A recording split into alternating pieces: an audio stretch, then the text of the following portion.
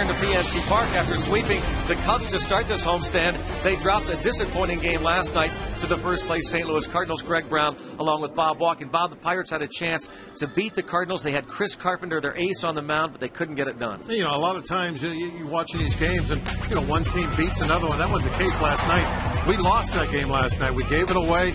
You're seeing a couple physical errors right here to start things off. Can't do anything about those. Those are going to happen. It's the mental errors that you're going to look back on and say, man, we shouldn't have done that. There you see Garrett Jones had an easy out, didn't take it. And then, of course, everyone's talking about this. The rundown play, two guys on one base. The original runner gets the bag, and that's LaRoche. But LaRoche doesn't realize that. He walks off. They tag him, double play. Just a lot of weird, crazy things going on last night. But, hey, you know, we've been playing well at home. We've been playing well in the last 4 days. Last night, we messed it up. Turn the page. Forget about it. A frustrating night, no question, for John Russell and the Pirates. But, as you say, Pirates have been playing well, and the reason behind it all is that pitching. Oh, sure. I mean, when we play well, we pitch well. And I'm talking about the starters. And if we can continue the starting pitching that we have seen basically over about the last week or so, then that's going to cure all the ills. We have also seen this past week or so John Russell shifting that lineup around against a tough left-hander tonight. He's got some right-handed hitters. Bobby Crosby in there again. Aki Iwamura sits. Steve Pierce plays first base. Jeff Clement has not played for a handful of games. And Jason Jaramillo will start for Ryan Doumit. Means Doumit will play tomorrow afternoon rather than be rested tomorrow. So that lineup and constantly shifting around looking for what fits. So not a surprise. We've had a hard time scoring runs, and you got to keep moving guys in and out until you find something that's going to work. As we said, not going to be any easier tonight because left-hander, the rookie, Jaime Garcia, has been absolutely brilliant. He's third in the league in ERA. Jeff Karstens will have to be really good. Well, Karstens, he's in a battle for that number 5 spot. And for him personally right now, it's important he goes out and shuts these guys down. It's a fireworks night in the Berg. The Pirates and the St. Louis Cardinals ready to do battle in Game 2 of this 3-game series. We'll have the lineups and the first pitch of Game 2 of the series coming up next.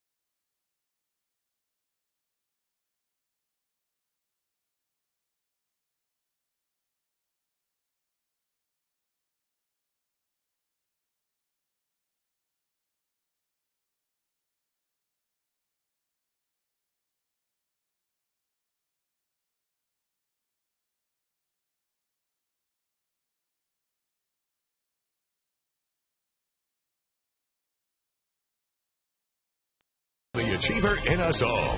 By Barrel Automotive. Barrel.com. Definitely worth the click. And by your Toyota dealer, where quality, dependability, and good MPG all come standard. Toyota, moving forward. Welcome back to PNC Park. Pirates and Cardinals, Game 2 of the series. And earlier today, out at the Riverview Athletic Association in Oakmont, Frank Coonley, John Wayner, Pirate Parrott, and others from the organization out to present a check to the association for their 2010 grant, which will be used to replace a 50-year-old backstop and add safety fencing in front of the dugouts, the Field for Kids program. And again, the folks from the Riverview Athletic Association in Oakmont benefiting from that. Pirates Charities continues to accept applications for the Fields for Kids grants, and you can apply on the Pirates website, pirates.com/Pirates Charities. Good stuff by the Pirates organization and Pirates Charities earlier today out in Oakmont. Check out the St. Louis Cardinals lineup, brought to you by Toyota moving forward. Skip Schumacher leads things off, then it's Ryan Ludwig and Albert Pujols, Colby Rasmus, David Freese next. Yadier Molina currently hitting .667 on this road trip. John Jay is in left field. Matt Holliday nursing a sore groin. Jaime Garcia, the pitcher, bats 8th. Brendan Ryan is on the mound. Take a look at Carson's numbers on the season. A couple of starts. One good, one not so good. I'll tell you what, though, the one good one, his first one came at a great time when we really needed it. That was the last road trip up in Milwaukee.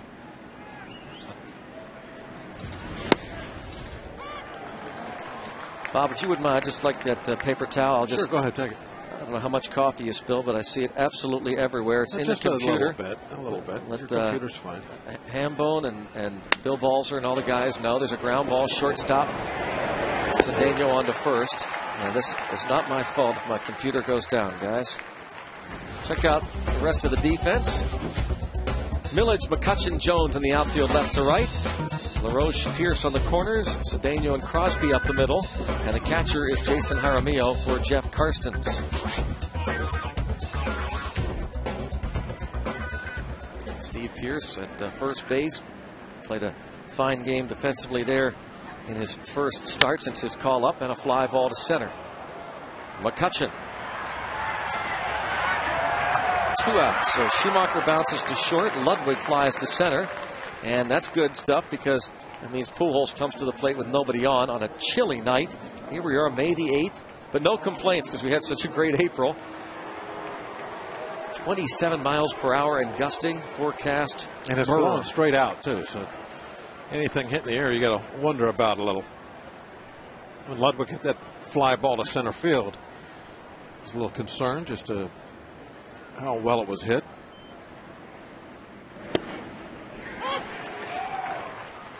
Kind of an interesting deal going on with Burris and Karstens right now. That 5th start, Burris has given up a run in his last 2 starts, so you'd think that he's got the leg up. But what if Karstens goes out and throws a nice one tonight? Then what do you do? Wouldn't that be a nice problem to have? Yes, it would. With Ross Ollendorf returning to the rotation on Monday to face the Reds. No longer Karstens and Burris both needed. Brian Burris has a consecutive scoreless inning streak going, and Pujols takes the ball. It's 2-1. The Pirates have not listed the rotation after this homestand. It's Mahalam tomorrow, Ollendorf on Monday, Charlie Morton Tuesday, and Zach Duke on Wednesday. And a fly ball to shallow right. 1-2-3 for Karstens. 7 pitches. Half inning. Cardinals nothing. The Bucks come to bat.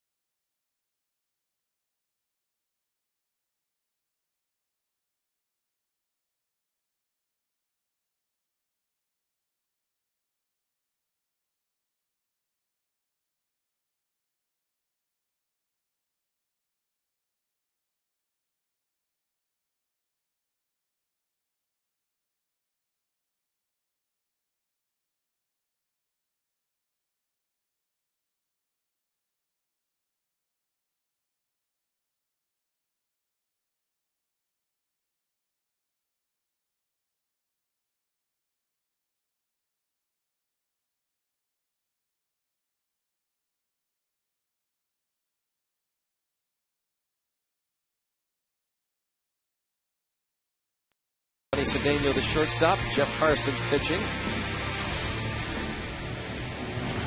Take a look at Garcia's numbers, and you won't see any better ones than that around. Look at opposition hitting just 176. Everybody that comes to the plate to this point against Garcia is just a decent hitting pitcher. And that's doing something.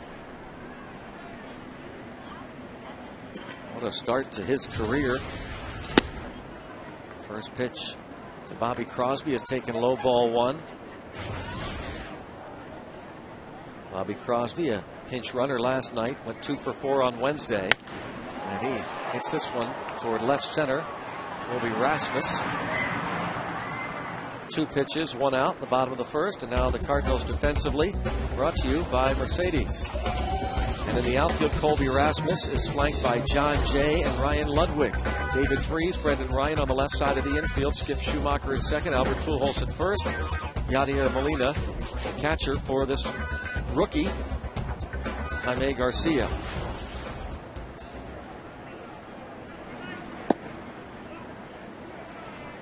And Andy LaRoche tied for 9th in the league in hitting. He's in the top 10 in batting. .325 average. Broken bat pop up. Shortstop Ryan backpedaling. Oh, he had to go a long ways for that. He did. Thought that far out there, that high, that the left fielder has got to give him some help. I'm sure he's listening. He's waiting to be called off. It just never came.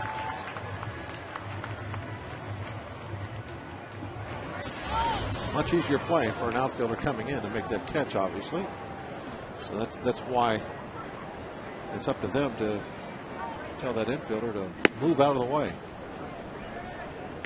You don't want the guy backpedaling to have to make the play.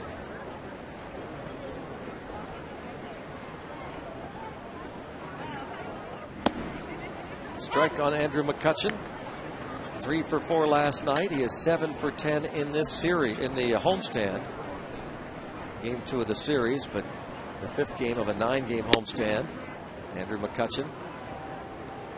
37 hits on the year, tied for 7th most in the National League.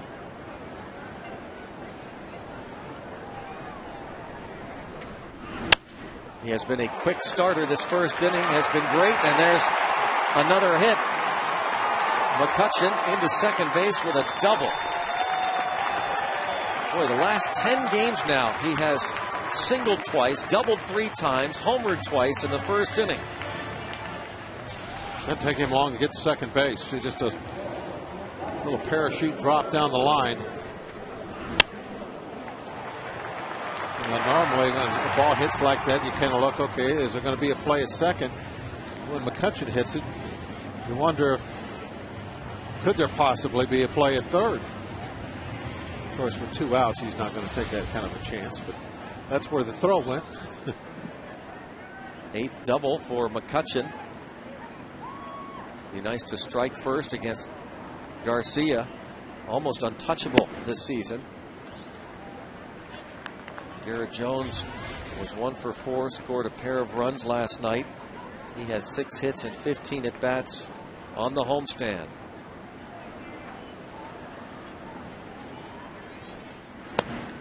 He takes a ball. Garcia in 33 innings has not allowed a home run.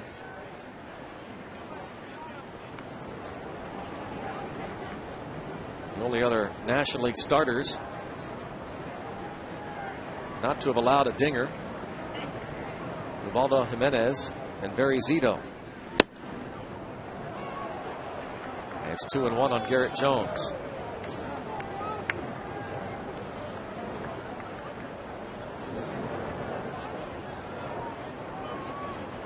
Garcia pitched 6 innings on Monday in Philadelphia. Gave up 1 run on 3 hits against that lineup in that ballpark. 3 hits, all popped up out of play, and 2-2 the count. And Garrett Jones. It's kind of like going into a lion's den. A pretty good lineup at that bandbox for a ballpark they play in. You come out of there with a well-pitched game. It's like about 10 years or so ago going into Coors Field and doing well there. a little feather in your cap, regardless whether you come away with a win or not. That it's just good pitching. Now 3-2. He has walked 13 batters in just under 33 innings. This is his 6th start. That 113 earned run average, good for third behind Jimenez and Livan Hernandez of the Washington Nationals. And comebacker Garcia tosses underhand to Pujols to retire the side. 1 inning down here at PNC Park, scoreless.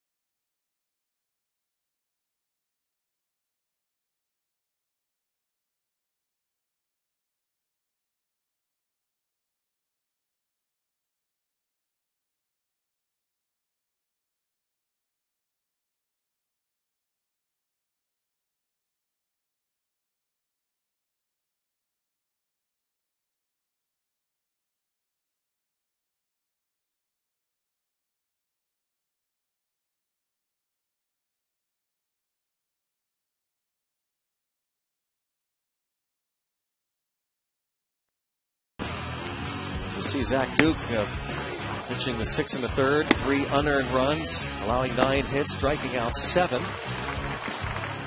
And a good word in regards to Zach Duke as he sits next to Charlie Morton. Ball fouled out of play. About how he handled those heavy hitters last night. I kept the big guys from doing damage. I'm pretty happy with how it worked out. The good word from Zach Duke. He and his wife Kristen will host the Bowling with the Bucks charity event tomorrow. Ball fouled by Colby Rasmus. Rasmus 1 for 4 last night, batting in the cleanup spot for the 3rd time this year. Matt Holliday has missed only 3 games, but he sits with that groin injury. Ball 1-1-2 on Colby Rasmus, tied for. I was looking at Pujols. Pujols tied for 4th in the league with 25 RBIs. Rasmus with 14 ribbies and a .299 average. And boy, Karstens, 4 batters into it, pretty strong start. And now he faces the man who's 4th in the league in hitting, David Freese. One of the games inside a game here, Greg, is that the personal stuff that's on the line for Karstens. He wants to not only stay in the big leagues, but he wants to stay as a 5th starter, and he's definitely got a challenge from Burris. It's a friendly competition. Obviously, both guys on the same team, but still, it's a competition. So Karstens is going to do his best to try and answer, and go out there and maybe toss a gem of his own. He's off to, as you just said, a very good start. Falls behind Freese 2-0. Jeff Karstens taken off the 40-man roster this winter. Pirates needed room when they decided to claim Chris Jakubauskas. Drive deep to right, and that ball carrying toward the wall and reaching up, getting the big paw up there, Garrett Jones. Fine play, Garrett. I believe he was able to get back there in time. It looked like to kind of find the wall. Does he reach out with his bare hand and get there where the screen is? No, he never really touches it, but he knows that he's got room by reaching and not feeling anything. Timed his jump well. Didn't have the I'm going to use his words, jelly legs. The other day we had him on all mic'd up, and he jumped for a line drive, and he explained that he wasn't sure he had it timed right. He said he had jelly legs. He times that one, and now it's Yadier Molina. Tied his career high with 4 hits last night.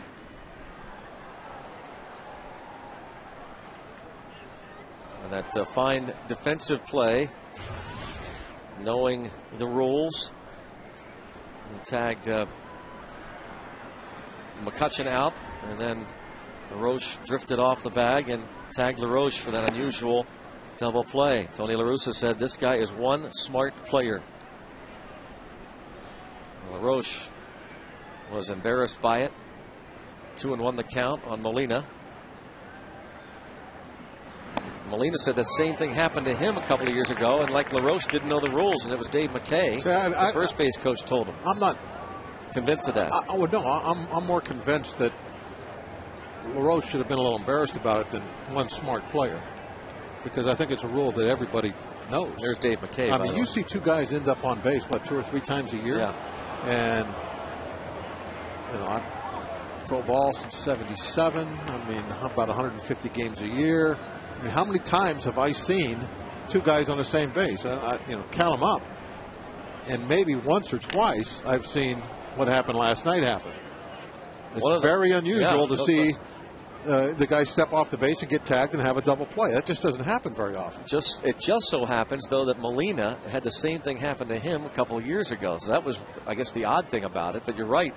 If I was Molina, I don't think I would have said that's why I knew. Yeah. Kept that quiet, huh? Yeah, well, yeah.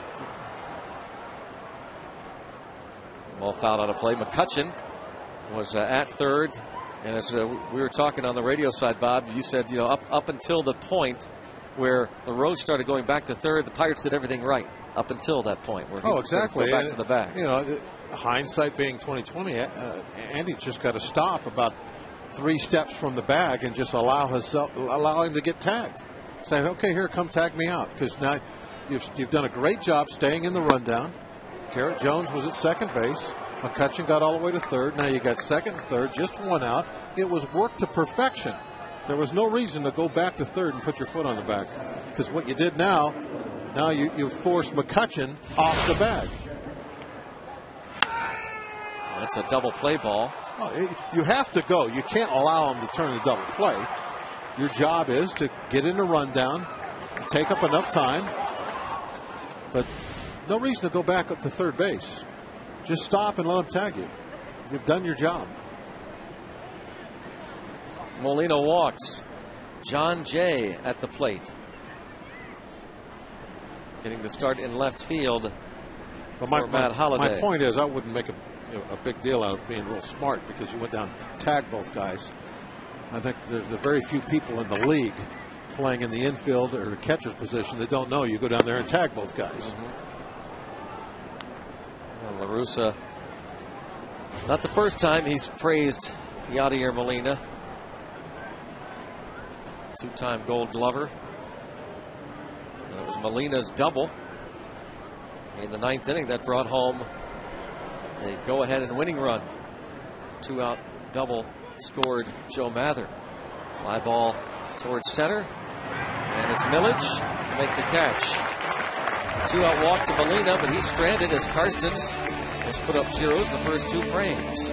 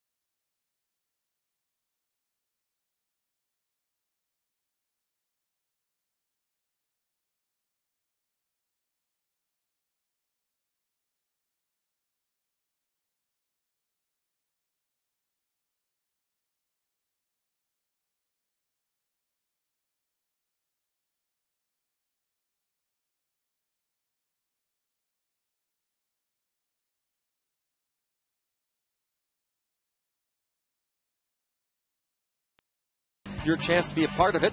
Purchase a commemorative bronze leaf to be on display near the statue. For more information, visit pirates.com/MazStatue. That's what the leaf looks like. That'll be there for all time for you and your family, purchasing a leaf. Well, Jaime Garcia gave up the 2-out double to McCutchen and now faces the 5, 6, 7 men in the Pirates order: Millage, Pierce, and Jaramillo. Millage 2 for 4 with an RBI last night. He's driven in 5 on the homestand.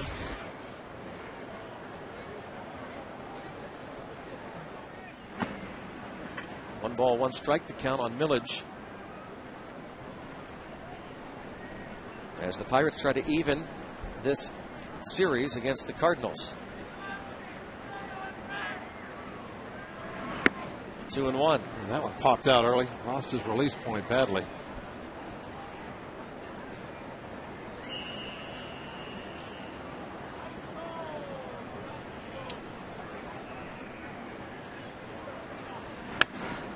Two balls, two strikes. Garcia has been drawing rave reviews from not only his coaching staff, pitching coach Dave Duncan, manager Tony La Russa, but also his opponents.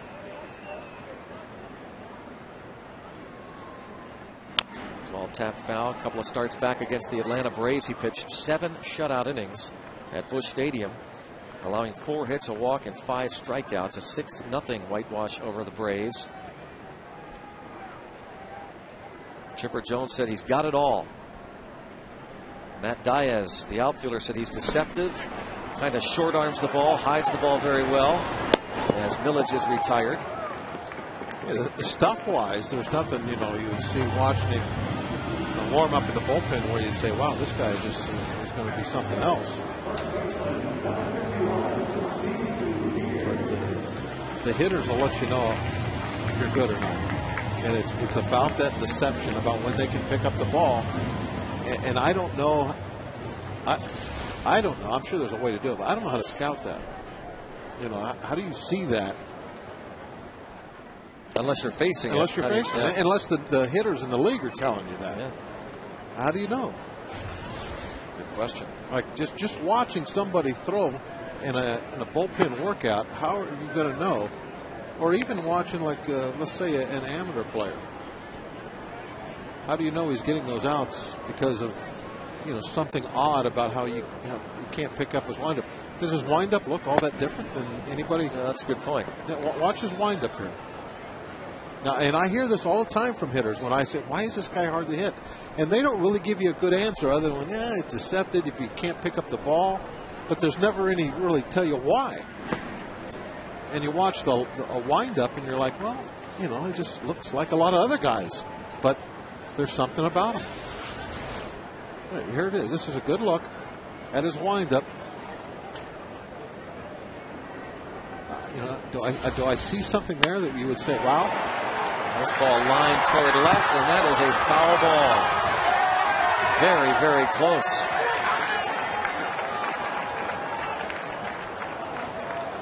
Obviously, Pierce didn't see anything deceptive because he just rips this ball down the line. Where does it land? Oh, yeah. That's 6 inches.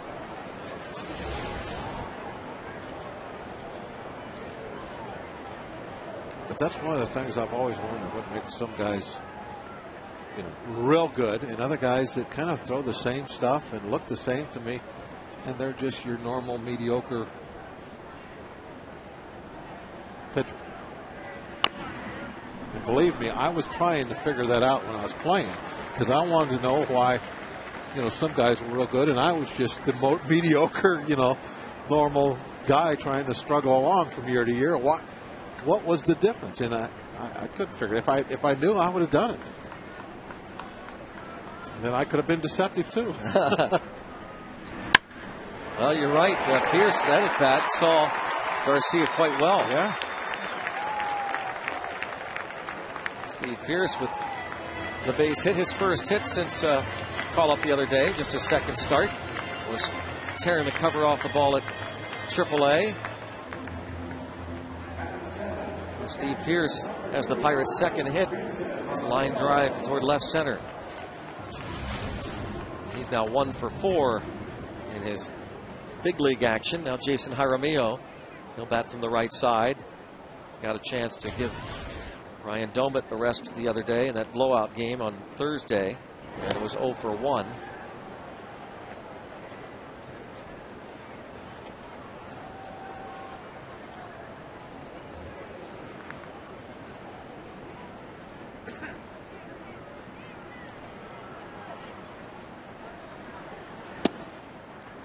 And the strike is called. And the Pirates aren't totally unfamiliar with Jaime Garcia. Ryan Domit and Andy LaRoche saw him a couple of years ago. He made his big league debut right here at PNC Park, July the 11th, 2008. Couple of innings of relief. Now 1 ball and 1 strike. Made 2 appearances against Pittsburgh, 3 1/3 innings, 3 hits, 3 walks, couple of strikeouts. Later that year, he would undergo Tommy John surgery, September 8th of that year. And reaching out and poking it to right field, Jaramillo. This will put runners at first and third with 1 away. Base hit to right for Jaramillo. Not trying to do a whole lot with it. He hit them where they're pitched. This ball actually, I think, is off the plate away. Just kind of flicking the ball into right field. If you're going to hit a single with man at first, that's where you want to do it. Get that guy over to third. Jaramillo's been doing a good job when he's gotten in there.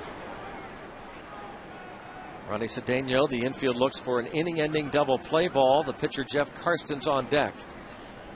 Cedeno 0 for 4 last night, 5 for 14 on the homestand as Molina goes to talk to Jaime Garcia. Taking another look at Jason Jaramillo. Not many at-bats on the year. It really doesn't get in there very often with Domit playing. But when he does a pretty good job. But Pearce easily got into third base.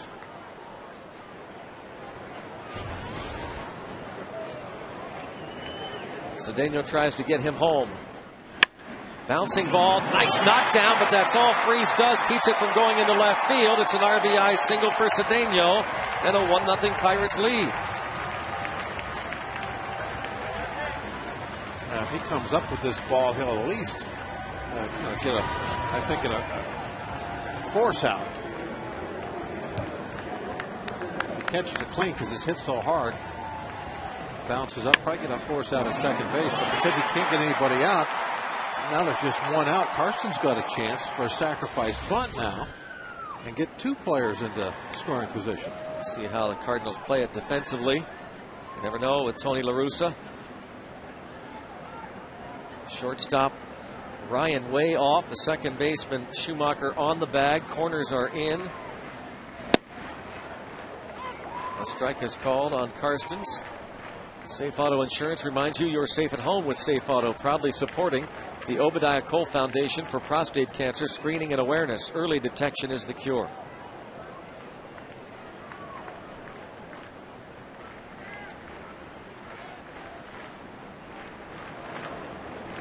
So the corners are in at the start, and the shortstop Ryan almost near the third base bag, and now the second baseman sprints toward first, ball bunted toward third, and the throw goes to third for the force there.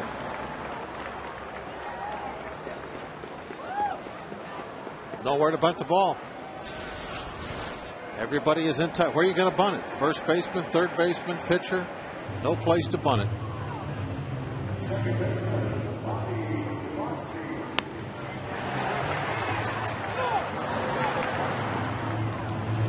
Now, if you see that, well, you have to swing, right? Yep.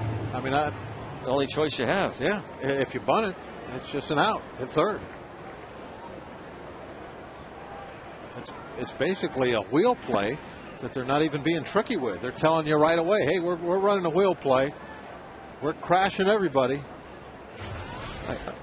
Bob, let me ask you this: is the only difference in it the fact that that second baseman Schumacher waits so long? And I know you and Rock have talked about this before, that you can do that with a very athletic, quick second baseman. It has to be an athletic, quick second baseman, but it's still a wheel play. Yeah. But trying to create that deception. And the force there at second. Innings over, but we'll talk about it again. It is 1-0 Pirates after 2. Steve Pearce got it going. Cedeno brought him home.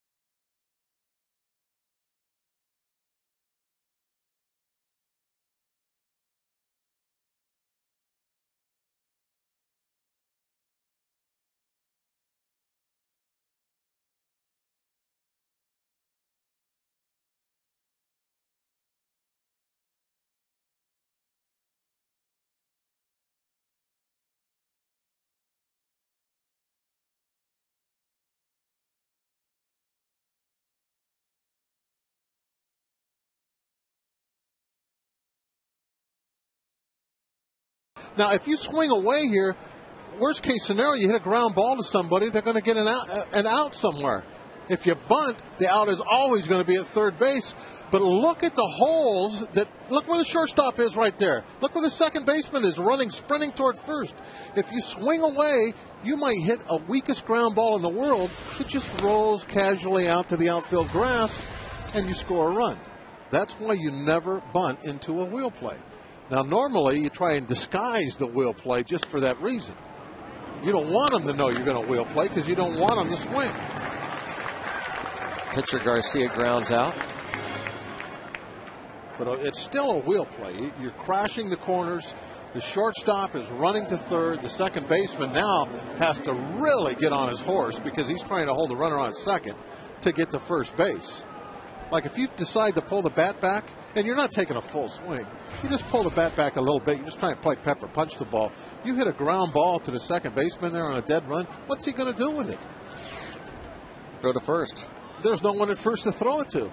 He's going to scoop it up and try to beat you to the bag. Who's he going to throw it to? There's nobody at first. Yeah. So it's just it's a play that all kinds of stuff can go wrong if the guy swings. If you bunt, you're gonna unless it's just an unbelievably great bunt, you're going to be able to force that guy at third almost every time because there's nowhere to really to bunt the ball. What is the difference of that wheel play than I say like a traditional? Why does La Russa keep that man at second so long? Well, on a traditional wheel play, the guy at second base can get a huge lead. Where with Schumacher holding him on, he can't do that. Watch again. Yeah, traditional wheel play, the second baseman is about where the second base umpire is. There's nobody holding anybody on. Mm-hmm. See where he is right now? That's where he's going to start out. So the guy at second gets a big jump. Well, now let me ask you this, Bob. That runner there, if we could maybe see it again at some point, if you're the base runner there and you see what we just saw, don't you then sprint toward third base because now second base is open? Or at least get a bigger lead. Well, that's what it looked as though on that one. This can only even for a runner, this can only work if you've never seen it before. So Jaramillo now can start. Yeah. Oh, I mean, look at Jaramillo's yeah. days while the second baseman starts to print away. Now Jaramillo should take every step toward third that the second baseman takes toward first. I agree and with then 100%. maybe he's not out at third. Well, how about Karstens? Meantime, the Pirates pitcher has put up zeros through 3.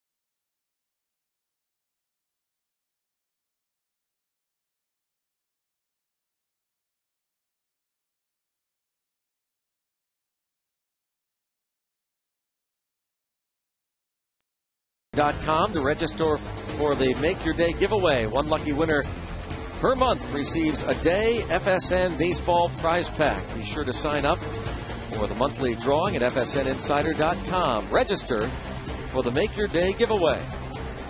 FSNinsider.com. Did I see a Mitchell on the screen? Did I see Mike? Yes, I did. Mike's dad, Jeff Mitchell, director, one of the best, all-timer. We call him Charlie. He and Pete Toma in the truck, or some people call it the trailer. Pete Toma, our producer, Jeff Mitchell, our director, and his son Mike in town from New York. Swing and a miss in the strikeout. Quick K. Well, this game is just flying along right now. Karstens, well, there he is. We got to show him the dugout to get a shot of him because he's not out on the mound very long.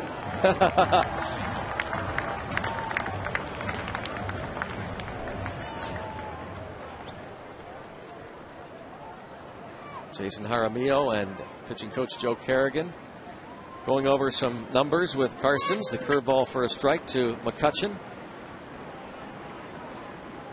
Looks like they're going over a picture. Boy, this looked, yeah, I was going to say, this is somebody from the press box maybe taking some overhead shots. Yeah, well, getting it like down to the defense, the quarterback. The quarterback is going through some Polaroids. Yeah. One ball, one strike to count on McCutchen. Whatever he's doing, keep doing it. Yep.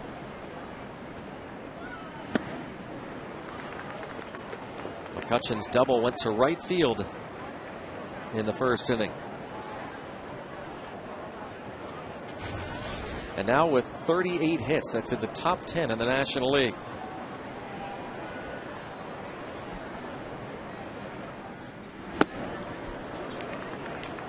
And now 2-2 on McCutchen. With one away, Jaime Garcia, 6'2", 215 pounds from Reynosa, Mexico, 23 years old. A full count. Garcia played in the Futures game, the Futures All-Star game, during All-Star Week festivities here at PNC Park when Pittsburgh hosted the 2006 Midsummer Classic.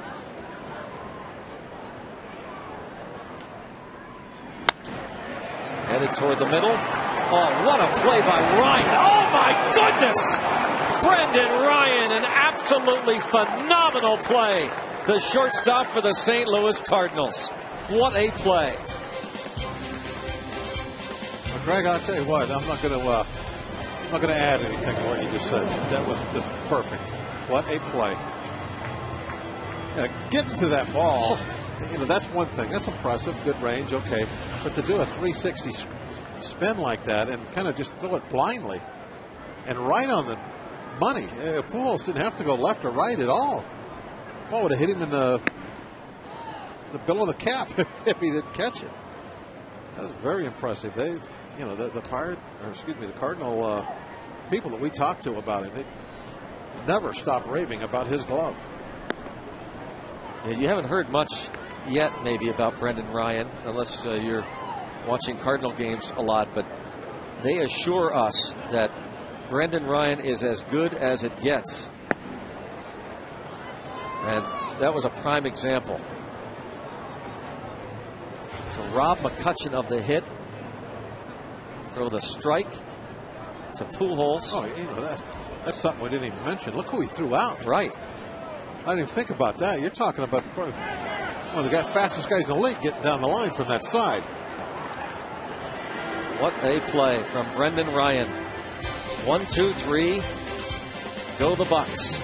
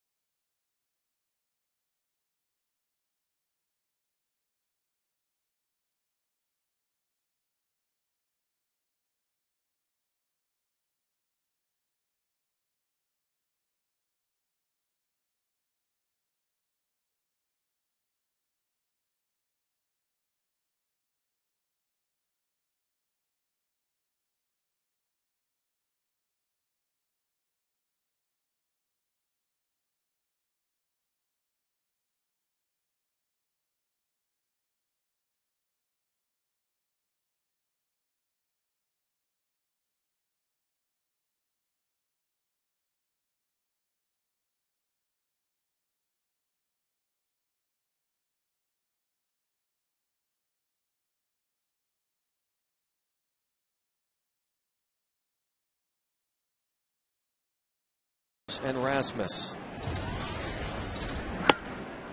Well, it's cool. The hitters don't like to hit. Always thought a nice little advantage toward the pitcher on a night like tonight. So far, it's playing out. Just 1-0 score through 3.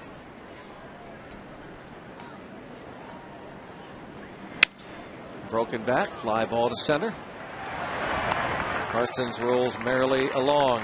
Time to check out our This Day in Pirates history, brought to you by Day Automotive. May 8, 1973, Willie Stargell, for the second time in 4 years, hits a ball out of Dodger Stadium off Andy Messerschmidt, 470 feet estimated distance. First time, August 5th, 1969, was 506 feet off Alan Foster. You talked about that. Let's talk about that last homestand, or last road trip at Dodger Stadium. I said I thought it was twice he did it. Sure enough.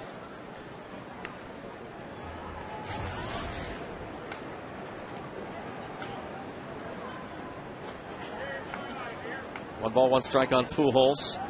11-game hitting streak snapped last night, but he's right back at it. Lashes this one down into the left field corner. And a double for Pujols. Well, with that, Stargell home run out of Dodger Stadium this day in Pirates history in mind, besides Willie Stargell, who are the only 2 other players to hit a homer out of Dodger Stadium.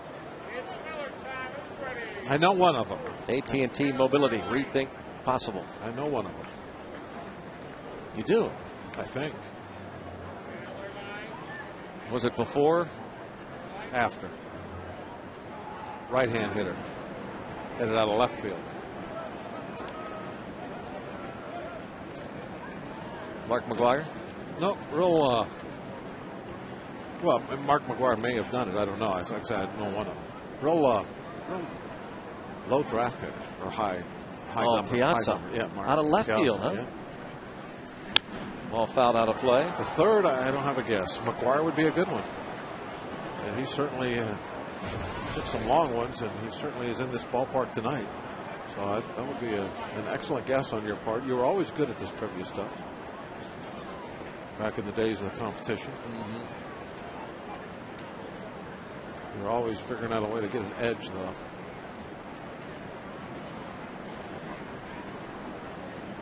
Which is all right. Well, that's what we all try to do, don't we? Yeah.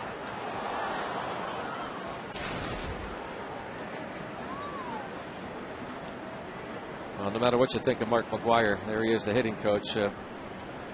I've always liked him, and my personal belief is, I know it may be crazy, I think he made an honest mistake. I think he feels horrible about it. And I know a lot of people are still down on him. I think he loves this game of baseball. I really do. I just went down, shook his hand. I said, it's great to have you back in the game of baseball. I mean that. I think he's a good person. Did you say that to all of them? No. And you know that, and don't goat me. But what you're saying then is it depends on, if you're a good guy, then it's okay. If you weren't such a good guy, then it's not okay. No, I'm not saying it's okay. Forgivable. More forgivable. If sure. you're a good guy. Yeah.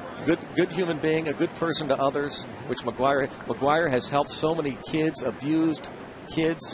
sexually abused kids throughout his career, donated so much money.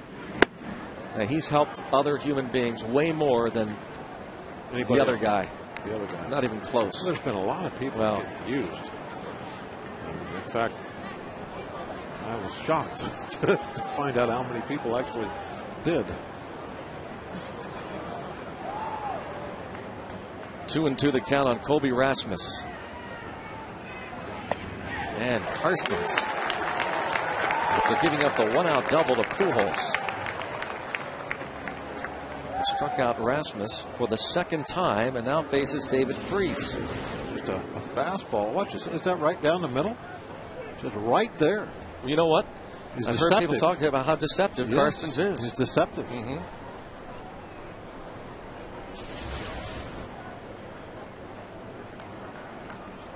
Karstens, a guy that certainly isn't going to wow you with just awesome stuff. Blazing fastball. Breaking pitch there to start out the at-bat to Freese. Freese sent Garrett Jones back to the wall in the second inning.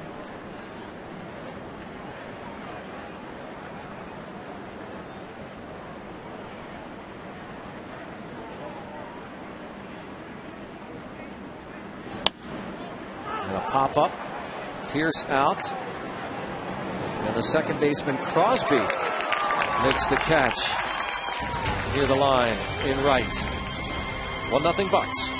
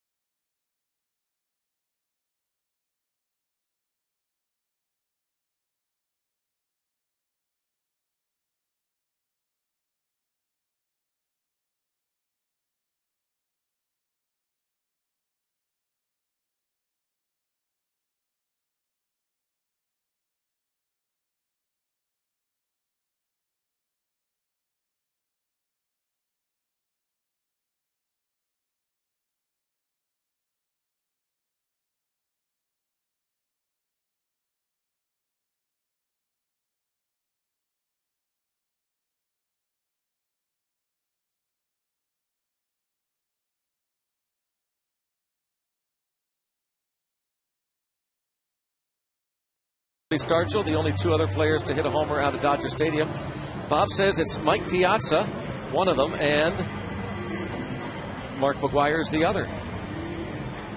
Piazza did it in 1997. McGwire did it in 1998.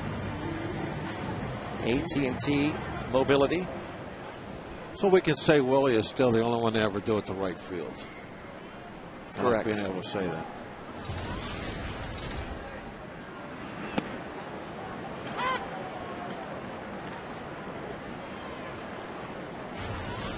One of these days we're going to get a Pirate to put one into the river on the fly.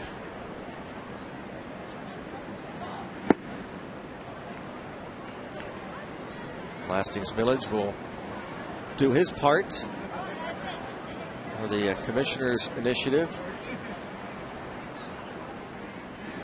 Tomorrow, Commissioner Bud Selig, Major League Baseball, launching the Go to Bat Against Breast Cancer Initiative. And each team selecting an honorary Bat Girl on Mother's Day. And Lastings Village will purchase tickets for the honorary Bat Girl tomorrow, and all of her guests, 14 total. Load them up with some food and beverage credits. And also, Village will meet the honorary Bat Girl and group prior to batting practice, take on-field photographs, sign autographs as well. And on Sunday, June 6th, Bats Against Breast Cancer, hosted by Lastings Village. We'll put that up again, give you an opportunity to take a look at it. Play goes 4-3, one away.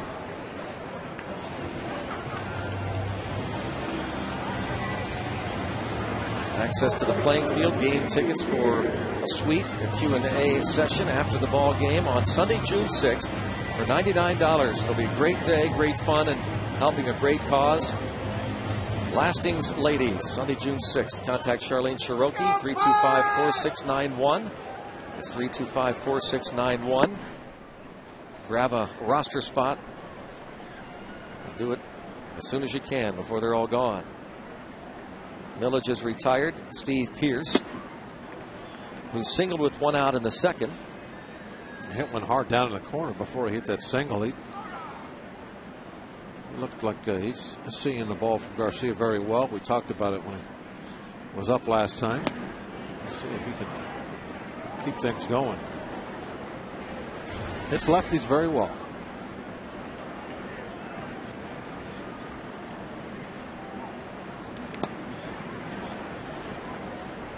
Three balls and a strike on Pierce.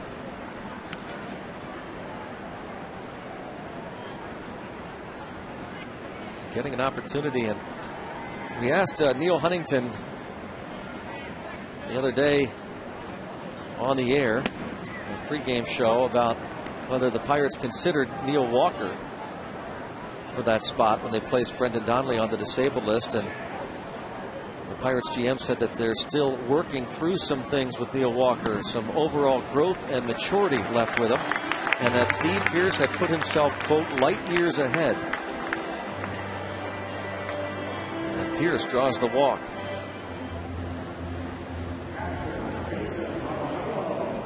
Brings up Jason Jaramillo.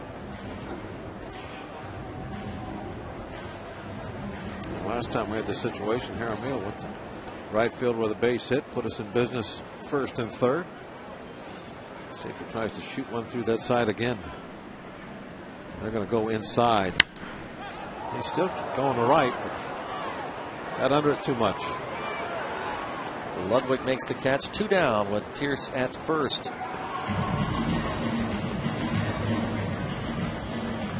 Pierce scoring on the base hit by Cedeno. Hit it hard to the third baseman Freese. Pierce on base both times he's come to the plate. One of 4 hits for Cedeno. Picked up his 7th RBI of the season.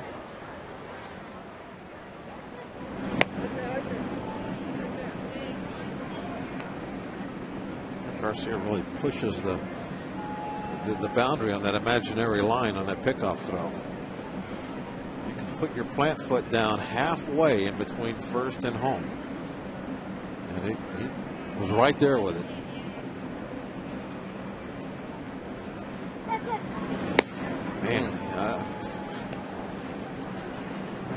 be complaining about that. Yeah, that's awfully close. Watch that front foot of his right foot. Watch where he puts it. Now, is this halfway home? I'm saying that's a little more than halfway home.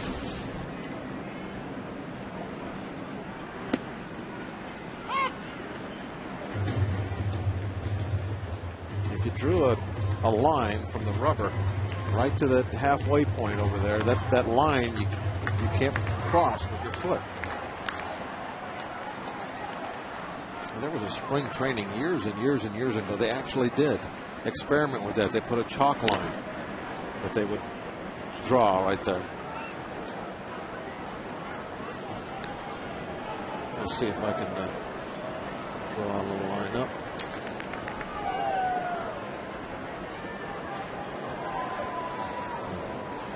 Drawer's not looking.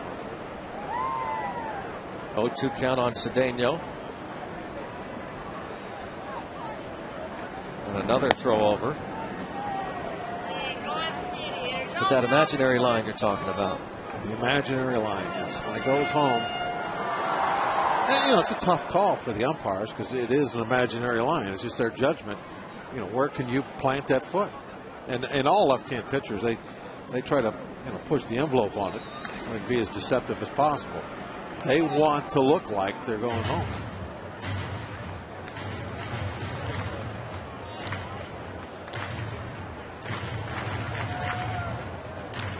There's something in the rule book says trying to explain a block about deceiving the runner. Isn't every pickoff move a lefty ever made trying to deceive a runner? Yeah. By definition, they're balking every time. Still 0-2 as Cedeno dribbles that one down the right side. And he keeps working here against Jaime Garcia.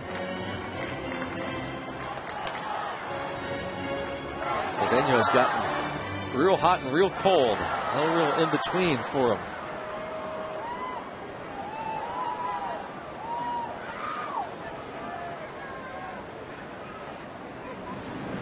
Again, Pierce is back. Louis Durante coaching first base. Carlos Garcia, Pirates first base coach, back in Buffalo.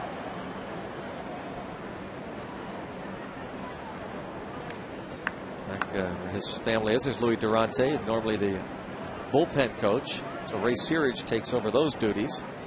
Runner takes off on the ground ball to the shortstop. Brendan Ryan throws out Cedeno. Pirates leave 1. He played 4. It is 1-0 Pittsburgh.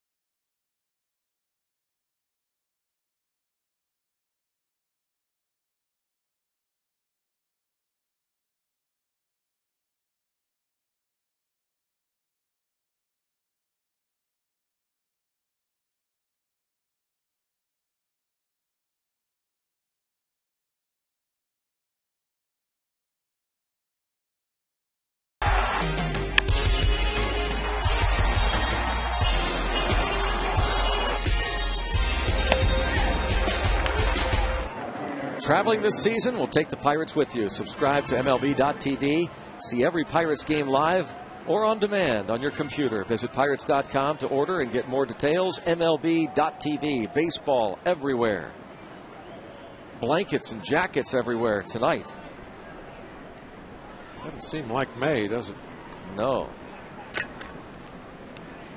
Going to be better tomorrow. A bit cool, but it'll be a nice day from what we're told. So make your plans to join us here on Mother's Day tomorrow.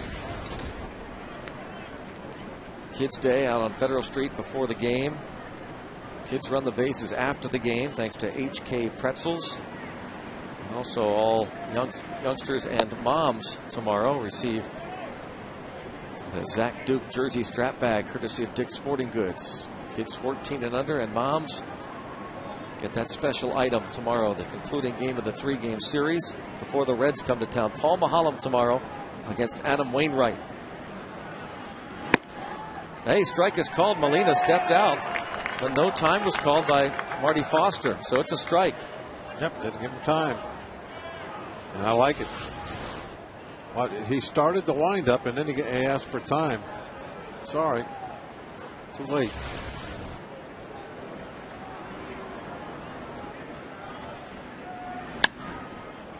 Ball popped up along with praising Molina. Tony La Russa said after last night's game that last night was one of the best umpired games he'd seen. He said one of the highlights of the game was the umpiring. The umpires really starred. So no argument there from that strike called from the home plate umpire Marty Foster. Gary Cedarstrom at first base, Ed Hickox at second, and Field and Colbert is at third. Cedarstrom is the crew chief. It's damning with faint praise. They did their jobs and you're pointing it out? Well, what's that really saying? Yes, the umpires did their jobs last night. They called correct plays. You're not suggesting that Tony La Russa wasn't sincere about that praise. No, he was sincere, but I don't think you should. I mean, if you go out of your way to point out good stuff. It means on most nights. Yeah, what are you saying they normally are like? Because they made correct calls and you're going to single them out for a good game? It's like tonight was really special. The guy should be singled out right now is the guy out there in the middle of the diamond. Yeah, that's his third strikeout. He's given up 1 hit, 2 base runners. Boy, and talking about trying to make it a difficult decision on the Pirates. Almost like it's a given that Burris is in the rotation now, that Karstens is done after tonight, but game within a game. Yeah. He's throwing a 1-hitter against a pretty good outfit, St. Louis Cardinals. Brian Burris there. He has been a part of this strong rotation this homestand. 7 innings of 3-hit shutout ball against the Chicago Cubs for Brian Burris. Karsten so far 4 2/3 and a count of 1-1 on his mound opponent.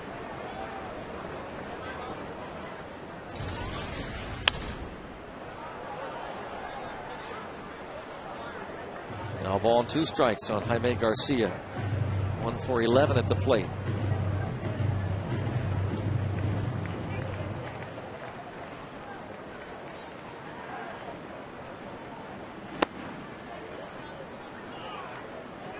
Two and 2.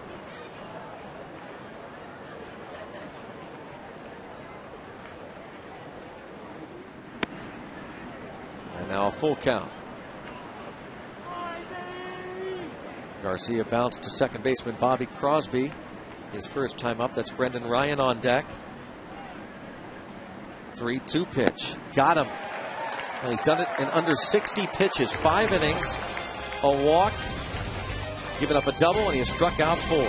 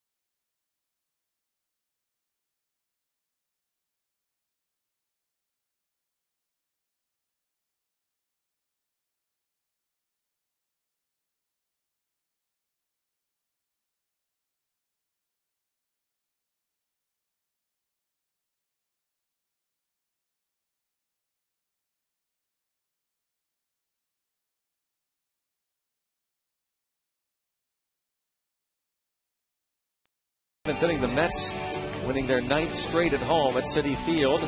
Nick Markakis went 2 for 4, had a couple of singles, drove in 3. The Orioles beat the Twins in game 1 of their doubleheader makeup from the rainout last night. Adam Dunn hit by a pitch in the 8th inning with the bases loaded, and the Nationals beat the Marlins 5-4. Connor Jackson reinstated from the DL for the Arizona Diamondbacks. Some news and notes in case you missed it around the major leagues. There was a rain delay in Boston. The Yankees are pounding the Red Sox 12-3. Second straight game, they're winning big.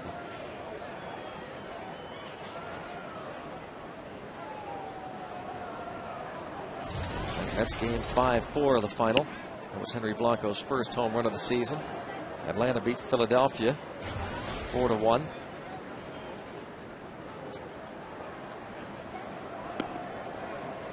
Karstens takes on the count, 1 ball, 1 strike. He bunted into that wheel play, and the runner at second was forced at third.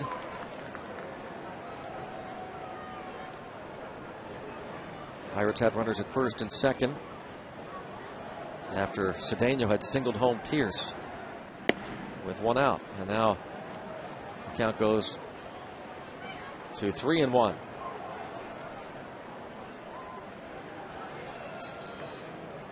You know, momentum in baseball is kind of a tough thing, I think, to judge most of the time. But it sure feels like it's in the Pirates' favor right now. Especially when the pitcher walks to start off an inning. Well, it'd be nice to get a win and then set the stage for tomorrow. Would be the rubber match of the series. Zach Duke showing you the jersey strap bag, the Zach Duke jersey strap bag, given away to kids 14 and under and moms, courtesy of Dick's Sporting Goods. Family fun zone before the game on Federal Street. Kids run the bases after the game thanks to HK Pretzels. That's all tomorrow. Final game of the series.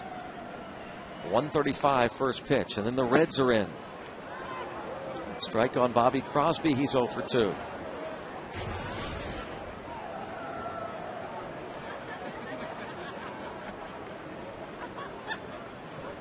I guess the thing that I was trying to say there is 1-0, but it feels like we have the game in hand. You know, the way things are going. You get the same feeling like we were up by, say, 3 runs or something like that. It's just that everything's going our way. Karstens is just pitching outstanding. You know, we're getting some pretty good looks at Garcia. Now here we've got a top of the lineup up and already a man on, nobody out. Checks in the dirt.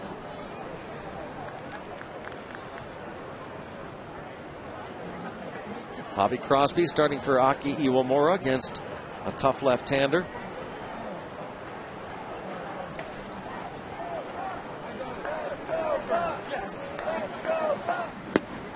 Down on strikes goes Bobby Crosby. 4th K for Garcia. 1 down in the 5th.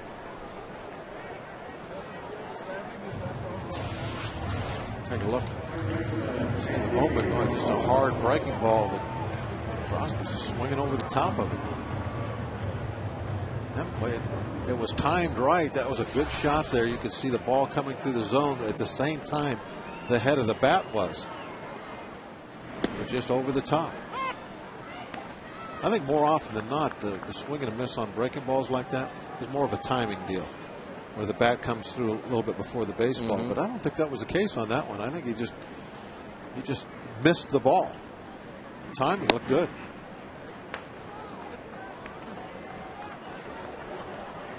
The batter Andy LaRoche 0 for 2.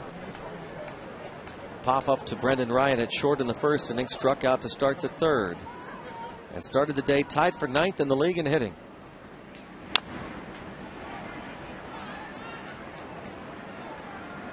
Andre Ethier, former Dodger teammate for Andy LaRoche. Ethier leading the league at 376 at the start of the day. Jason Worth of the Phillies at 359. He and Ryan Braun of the Brewers. And then David Freese, Marlon Byrd, Ryan Terrio, Chase Headley, and Kosuke Fukudome. LaRoche is the 2nd out. Back-to-back Ks. 2nd time LaRoche has gone down. Garcia now with 5 punch outs. Pirates have collected 4 hits and 1 run off this rookie left-hander. Came in with the 3rd lowest DRA in the league at 113, and opponents batting only 176 against him. That's the lowest mark in the senior circuit. Boy, that's angry looking. The sky was angry that day, my friend.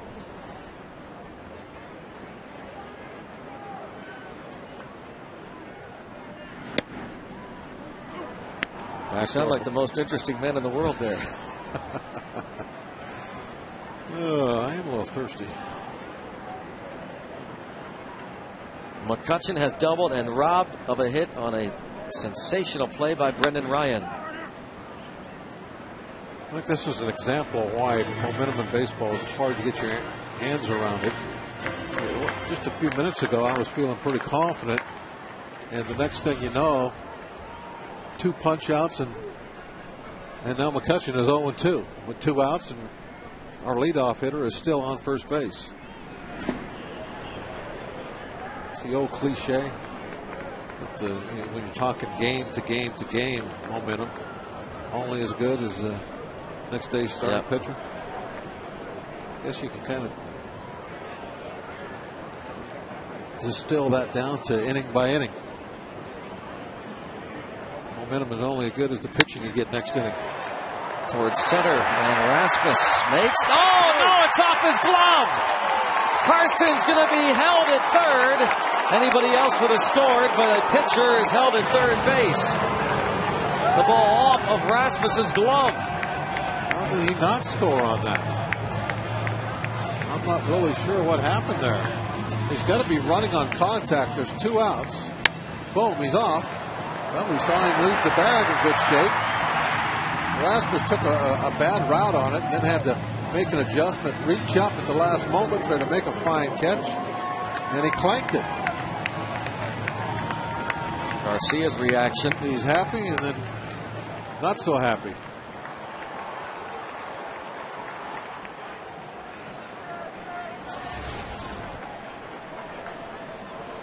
Second and third. 2 outs. I'll make it hurt. These are the opportunities that come up every now and then that I think where you win games or don't. The other team does something to set you up, and you got to take advantage of it. That's what happened with the Pirates last night. The Cardinals, we didn't play so well, and they took advantage of it. And that is a foul ball. And that's the case almost every game you watch every night. Occasionally you get a game, kind of like what they're having in Boston right now, where one team's just beating the heck out of another team. But any game that's close, it's a lot about who makes the least mistakes and who's taking advantage of the other team's mistakes. A big blunder right there. 2 ducks on the pond. Let's get them home. Count 0-2.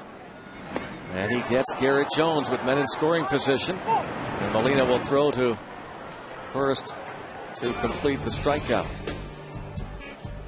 And the Pirates lead is still 1-0 through 5.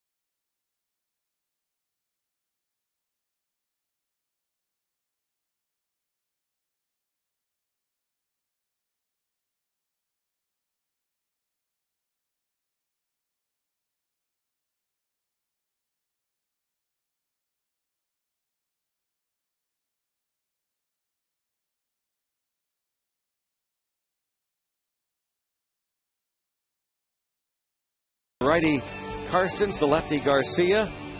That's not Chris Carpenter, that's Jaime Garcia and Jeff Karstens, not Zach Duke, but Brendan Ryan will lead off. Still, the point is, if you look at those lines, both pitching extremely well, but Karstens has outdone them. And there you do have one right-hander and one left-hander in there, so that's okay.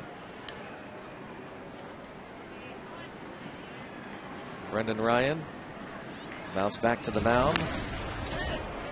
The ninth man in the order. I think Karstens needs to do some sprinting exercises, though. I got to believe that could have helped himself, certainly. Faster than that to be able to score on the dropped ball almost to the center field fence.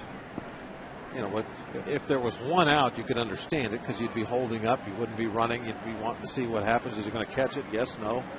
But with 2 outs, boom, you're off, crack of the bat, and you're not looking back for nothing. But, I don't think it was a matter of him not going. I just he just doesn't go fast. Right. Wow.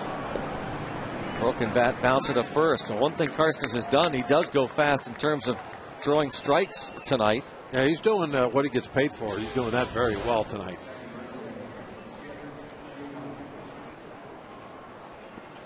Brendan Ryan is the first out in a hurry here in the 6th. Brendan Ryan, looking at his offensive numbers, no matter how good he is on defense, he's going to have to start picking it up. Can't be hitting like he's doing right now. It's almost Mother's Day, and he's still on the interstate. Batting ninth. Ball one. Skip Schumacher has bounced out twice to short. And grounds this ball to second. And how efficient has Karstens been? I don't know the pitch count, but well, that's 2 outs in the 6th. 64. 64 pitches. 65.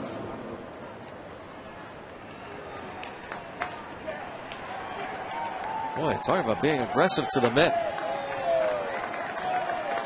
Unafraid of the bat. Ludwig has flied out twice to center. Now the Pirates get a break, certainly, that Holliday's not in the lineup, but even with that being said, the guys that they have in here, it's a dangerous lineup for the most part. Ludwig 0 for 2 with 2 flies to center. And a fair ball past a diving Andy LaRoche. Ludwig into second base with a double. A 2-out double.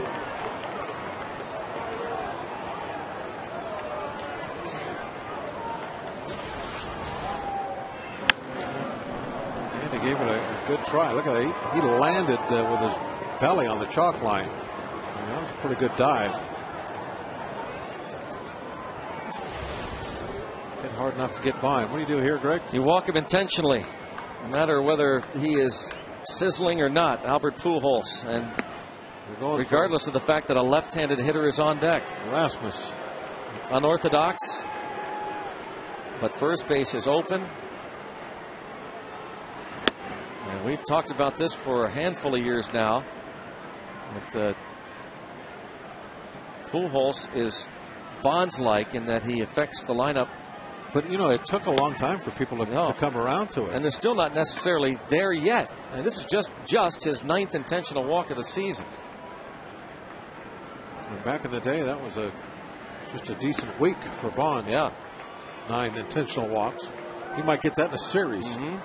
And that's not an exaggeration.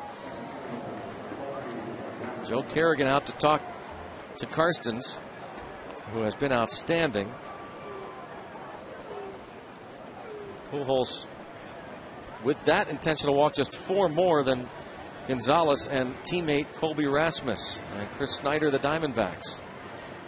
His 9th intentional walk. Rasmus has struck out twice tonight against Karstens. And Rasmus is 1 out of 5 in his career versus this right-handed. That one hit a home run. Karstens, 27 years old, San Diego native. He was originally drafted in the 45th round by the Montreal Expos 10 years ago as a catcher, and then 3 years later the Yankees Drafted him in the 19th round as a pitcher.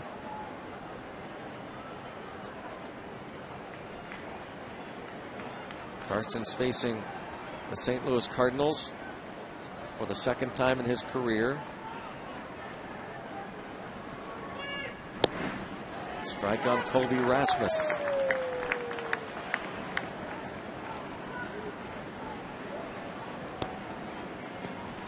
Two on, two out, a 1-0 Pirates lead. Rasmus had 3 hits on Monday in Philadelphia. That snapped an 0 for 12 skid. Whoa. Nice catch. He's looking for fastball away and gets one up and in. Has to react real quick to keep that one off the stones. 1 ball, 1 strike.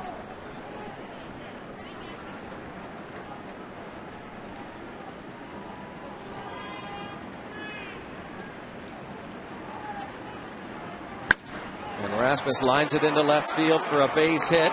Runner being waved home. The throw from Millage. And out! Jaramillo went out to get it. The home plate umpire Foster called him out. Ludwig disagrees. Ludwig cannot believe it. He is thrown out at the plate on the base hit by Colby Rasmus. Jaramillo apparently with a tag.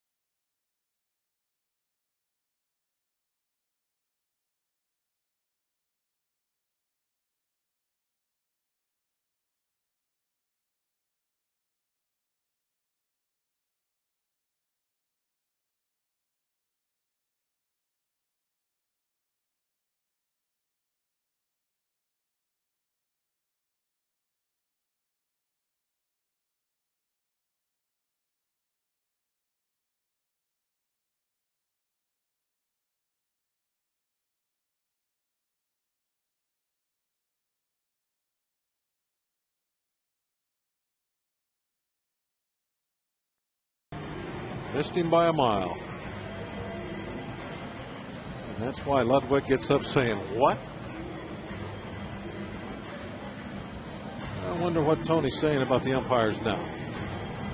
What did he say yesterday? They did a heck of a job? They starred in the game. They starred in the game. Well, I wonder what he's saying now.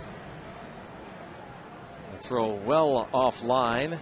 Jaramillo goes out to get it, and you know, even from that view, you can see that he was by him. You know, the credit there goes to Jaramillo. He held it up and sold it. Yeah. That man right there, he got the out. That was just a great fake tag. Yeah. You know, yep. He was looking for an edge. He said, yeah, I got the ball right here. I tagged him. See, I got it. Yeah, you're right. You got him.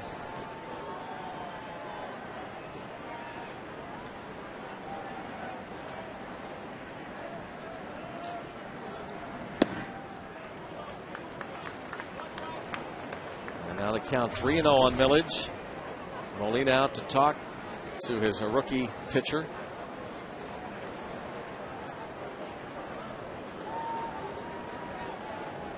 Kerrigan on the phone to the bullpen moments. I was going to say moments ago, still on the phone.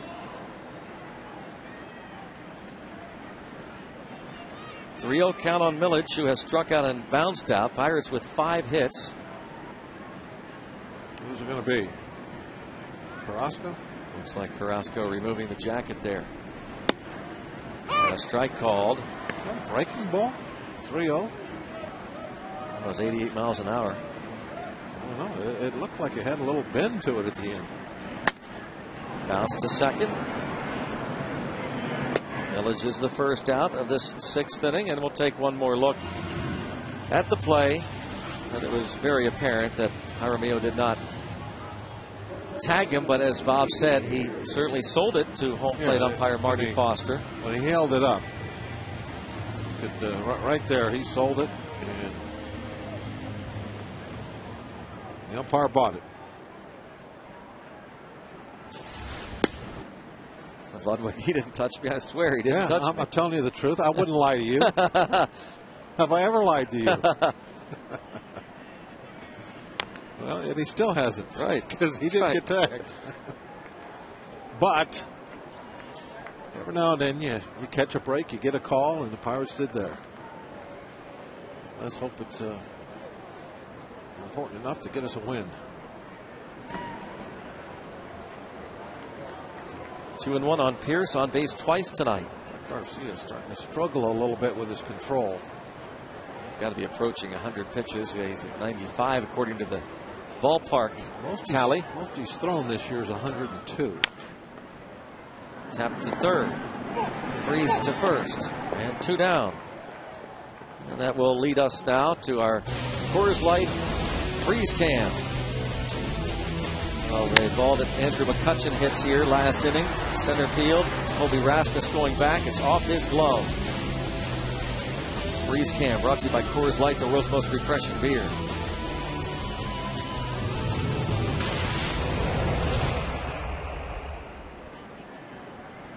Rasmus not able to make the catch, but Garrett Jones would strike out, and Karstens was not able to score on the drop ball. Karstens was at first.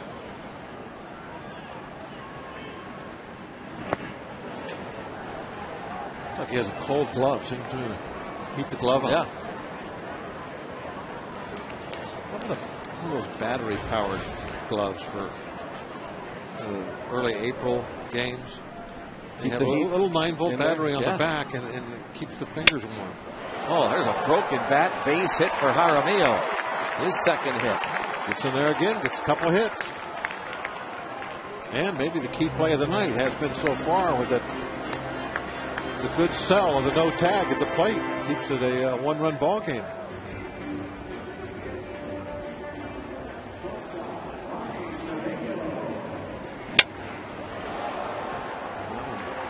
Flew apart. Haven't been that many of those coming apart like they were. Whatever it is Major League Baseball did about the maple bat situation, I think it seemed to have worked. It's gotten there. They still come apart, but greatly reduced. Nothing like it was going on 2 years ago. Cedeno. His infield hit in the second, the only RBI of the game. He's bounced to short.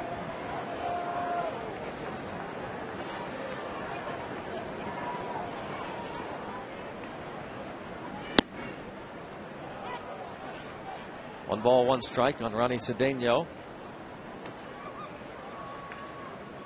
Jeff Clement comes out on deck. He would bat for Karstens.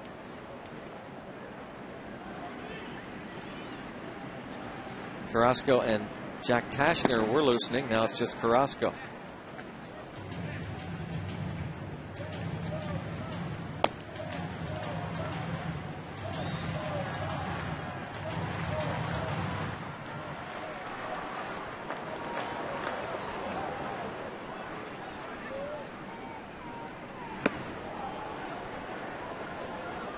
Count goes to 3-1. And Garcia snatches the ball back from Molina, upset with himself. Karstens.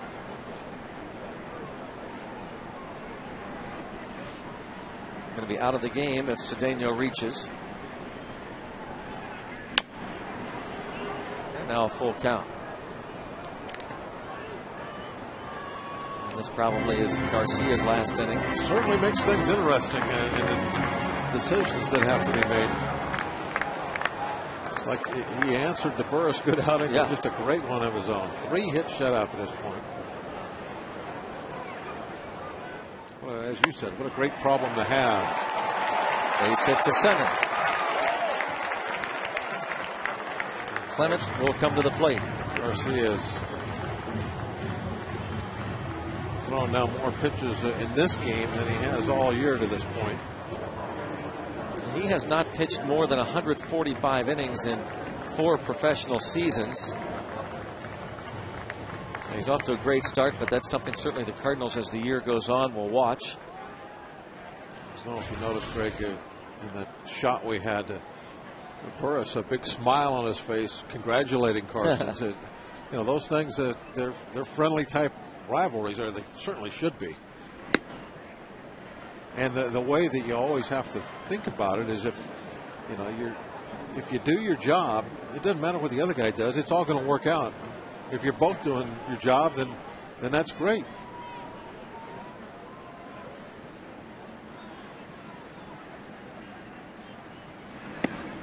Clement takes a ball. Now, he has been on the bench for a handful of games as they continue to work with those mechanics, and they're going to make sure that they feel that that's straightened out. He's comfortable with it before he starts again. That could be tomorrow. It might be in the Red Series. They haven't determined yet. Dave Duncan, the pitching coach, now talking to his rookie left-hander. He's having a hard time with the control. He's falling behind in the count this inning. And he is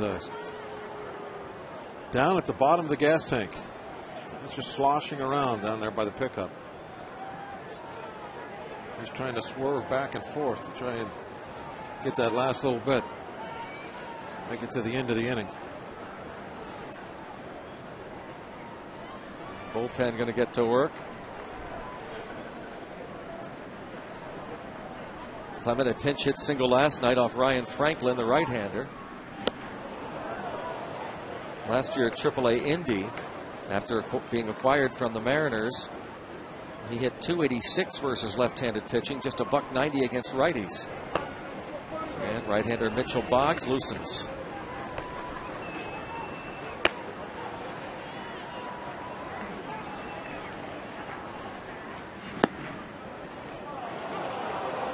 Two and two. A little bit of a borderline pitch. I think that might have been a tad low.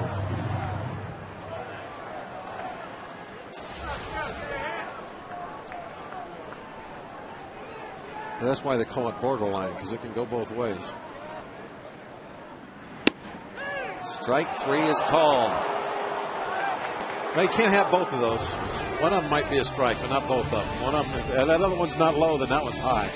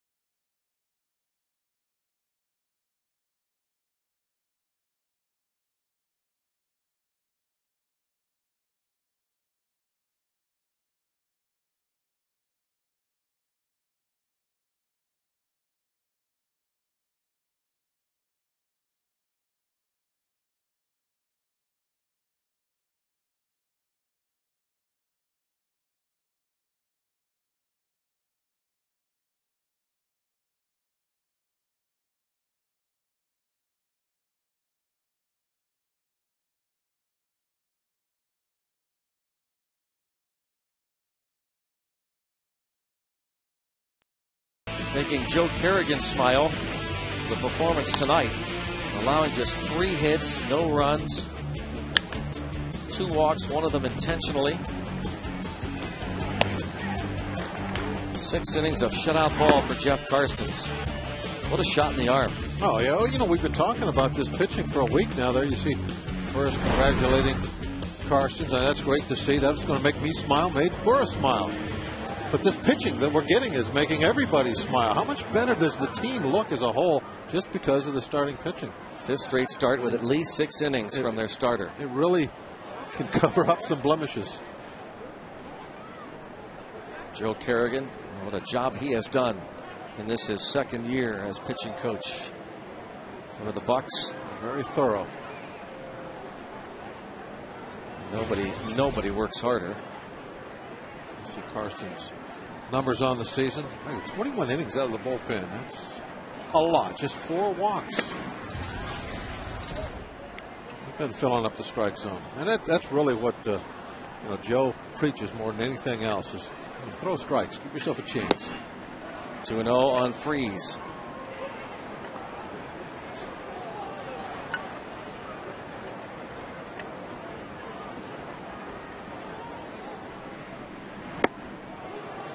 And now Carrasco falls behind 3-0. Came in 4th in the league in hitting. And a 4-pitch walk.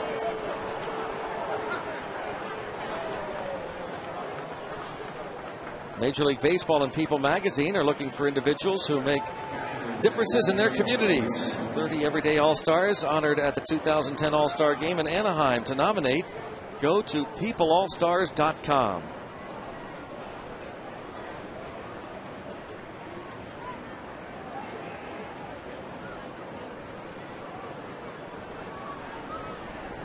Yadier Molina has walked and flied to center.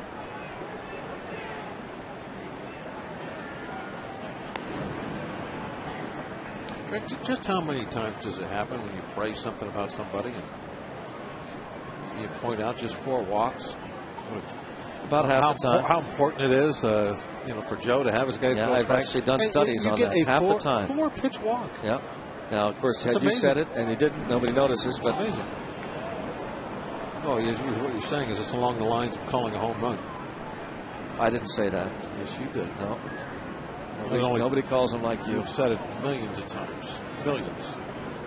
Gazillions. Trillions. How about calling a double play? I was just trying to find how many double plays this guy hit. Didn't he hit into a bunch last year? Does he normally hit into a bunch? He doesn't strike out. Yeah. And he's not fast. I'm saying that he's probably hit his share of double plays. Last 2 years he's been the toughest man in the league to strike out, but as Bob said, he is not fleet-footed, and he'll certainly hit his share of ground balls.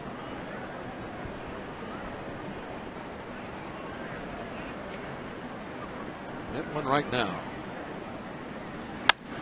Beautiful. 4, 6, 3. Crosby to Cedeno to Pierce. Just what the doctor ordered. I called it. You can take credit for that. Look how nice that was, too. Nice and crisp. 2 hops. About knee-high hops to that last one coming right in there. Crosby, an easy backhand flip. And that will be it for the right-hander, with left-hand hitting John Jay due up. It's the Columbia Gas 8-1-1 call to the pen. Jack Tashner makes his way in.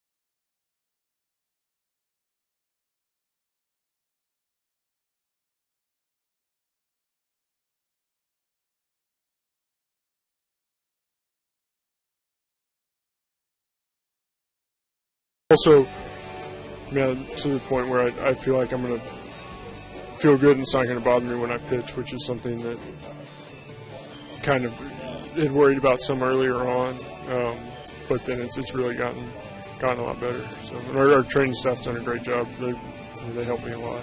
Hopefully those back issues are behind Ross Ollendorf. He's scheduled to start on Monday. Big key to our season right Yep. there. I mean, you want him healthy, and you want him pitching like he did the second half of last year. You talk about a shot in the arm. That would be exactly what we need.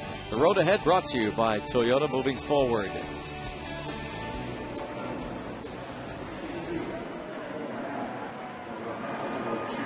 Two big keys this season sitting side by side. Joe Mather will hit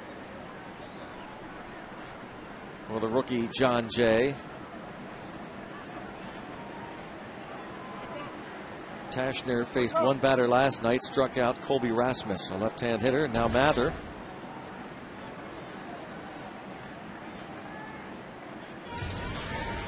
Here in the seventh. You've been praising the starters. It seems to me like the bullpen's not too far behind. And nice resurgence. Well, I think that comes in hand. I think Yeah, you give you're him right. 6 innings, and all of a sudden the bullpen fits. You're right. That's no coincidence, I guess. Now, Tashner falls behind Mather 2-0. Carrasco, 2/3 of an inning.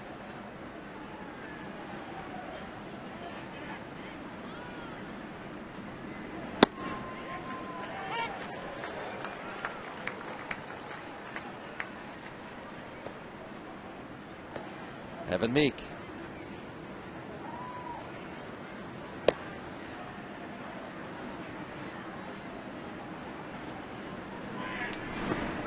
Three and one. And Meek certainly is nobody that's come on of late. He has been good since day one. Warm up the bullpen now. He's incredibly impressive this year. McClellan getting ready.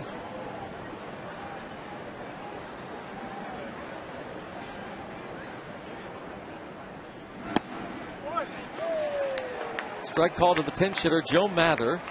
Came up to pinch run last night in the 9th inning for the hobbled Matt Holliday, and he ended up stealing second on that great head-first slide. He got the left arm out of the way on the missed tag by Iwamura, and then he scored on the double by Molina. It was a pretty athletic move on his part to fake with the left, come in with the right.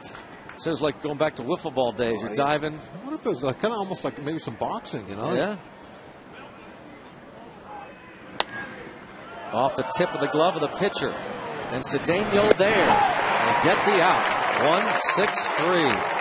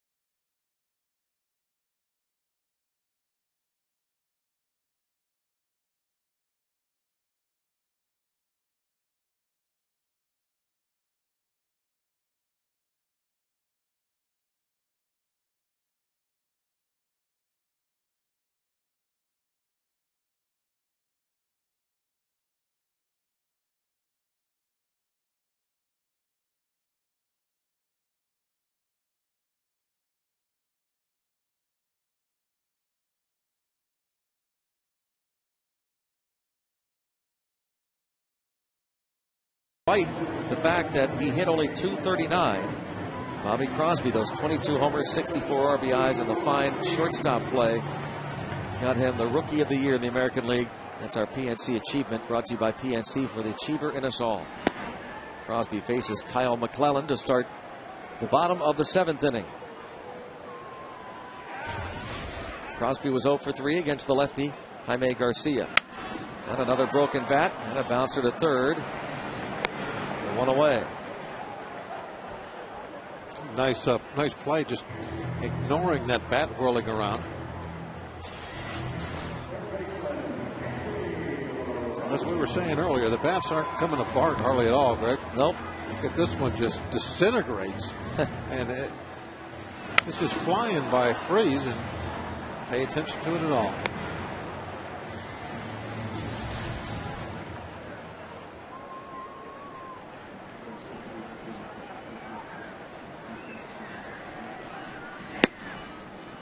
LaRoche for 3.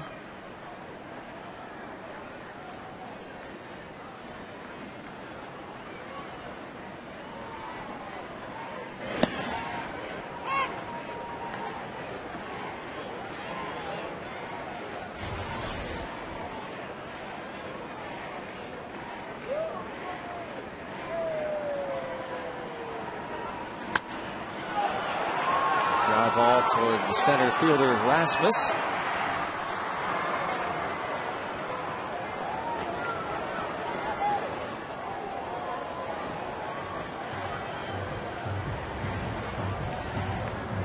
Pretty amazing the way this game has turned out, Greg.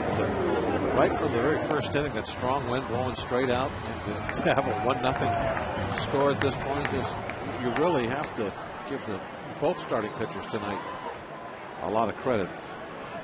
Those flags are pretty well starched, and it's straight out, straight out. Anything hit decent in the air towards center or left was not going to stay in the ballpark tonight.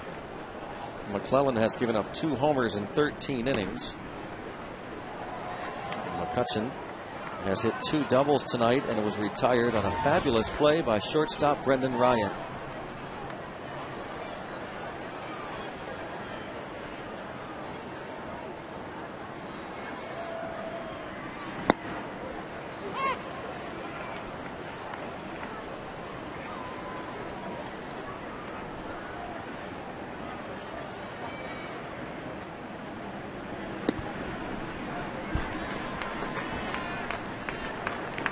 Count goes to 3-1. The walk's as good as a double. See how quickly McCutchen takes off for second. He has 10 steals in 12 attempts, and even though one of the game's best throwers, he's been stuck on 10 for a while, though, hasn't he? Yes, he has. Probably anxious to get number 11. McCutchen's 10th steal came on April the 25th. And looking over at third base, he's got the green light to run whenever he wants. The only thing that he might see, though, looking over at Beasley, is the stop sign, don't run.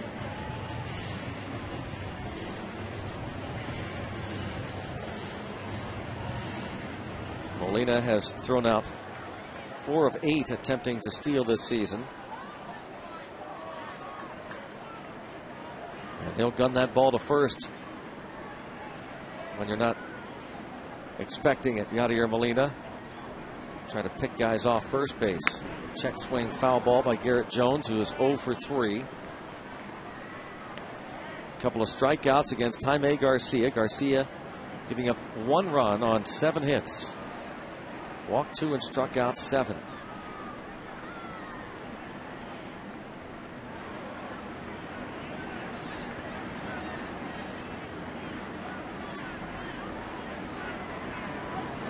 And looked like he was leaning. McCutchen gets back. I think McClellan was all that quick to the plate. Oh, there's a balk. Oh, we can see that again. I think he gave a little front leg bend before he went over there to make it look like he's going to go home. That slow motion showed that. Previous pickoff now. Yeah, this is the one that got McCutchen to break. Watch his front knee. There it is. My goodness. See that? That's a balk. Yeah. That's why McCutcheon started to move towards second. He saw that front knee bend, thinking that he's going to lift it up to make his stride to the plate, and that's why he was leaning towards second.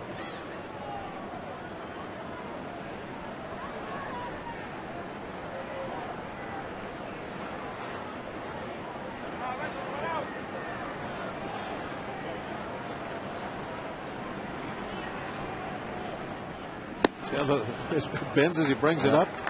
Say, I mean, a lot of base stealers, that's one of the things I'm sure they look at is that front leg, because it has to come up off the ground. That's the first move of a lot of guys, and so he gives it that little bend of the knee first before he turns to throw over. You might get a guy leaning it like he almost did with McCutcheon. A little trick like that. He can also kind of roll the front shoulder down a little bit, because as you go home, one of the things you do is you start to close up your shoulders. You start to actually turn your body, rotate everything clockwise. So if you turn the shoulder down a little bit before you go to first, that also will influence a runner to maybe take a quick step or lean towards second.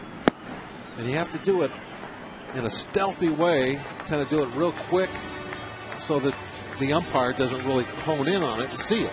Because that's what they're looking for also. For you to do anything like that, they can call the balk on it.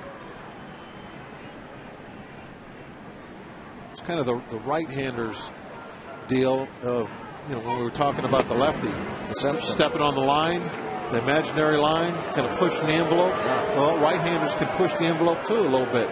They can flex that knee a little, they can roll their shoulder a little. There's things you can do. Get that edge.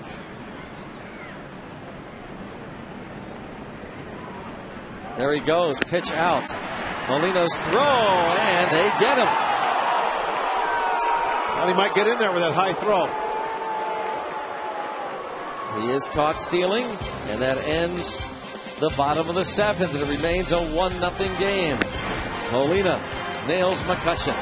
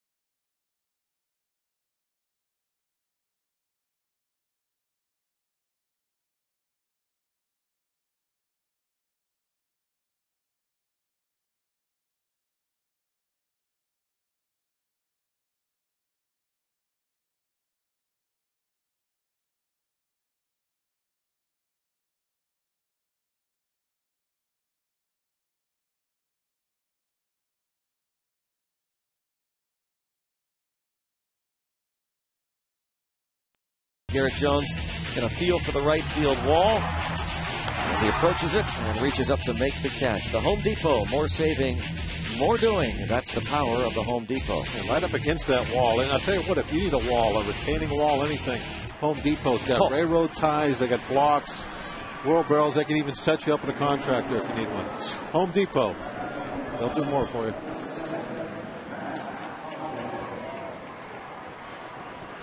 Tell them Bob sent you.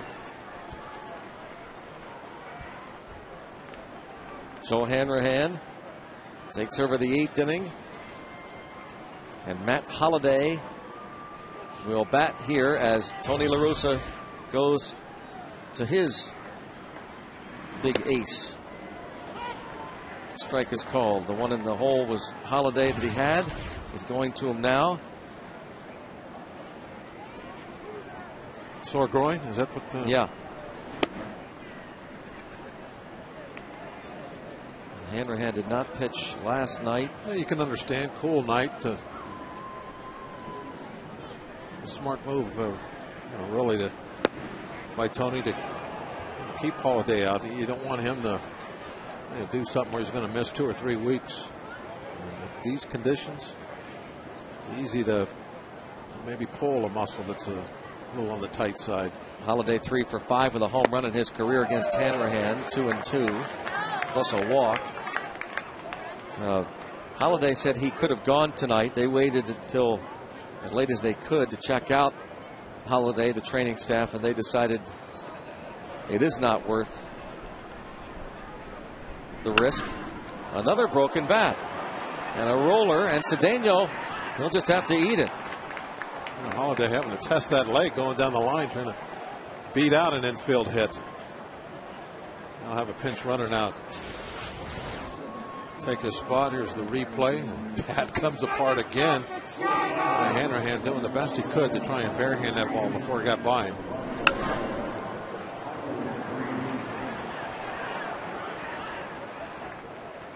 Looked like he made it down the line with it.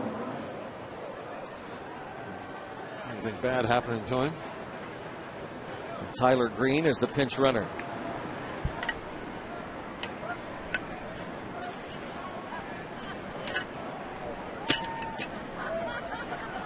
Brendan Ryan, will he be bunting him to second?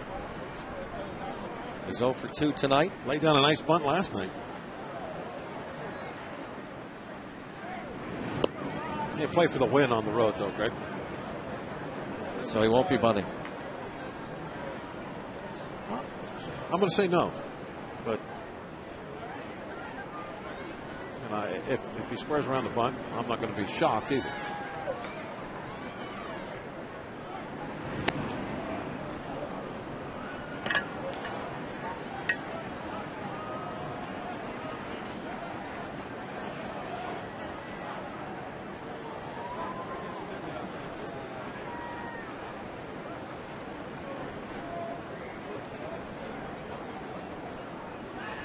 Yep. I'm not shocked.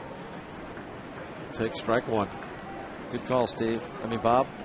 Hey, I'm going to stay by it. I know. When you're on the road, you don't play Yeah. for a tie. You play for a win. Right. When you're sacrifice punting down by 1 late like this, you're playing for a tie. Mm-hmm. And the reason for that is, when you're on the road, you don't get last, as Tim says, last wraps.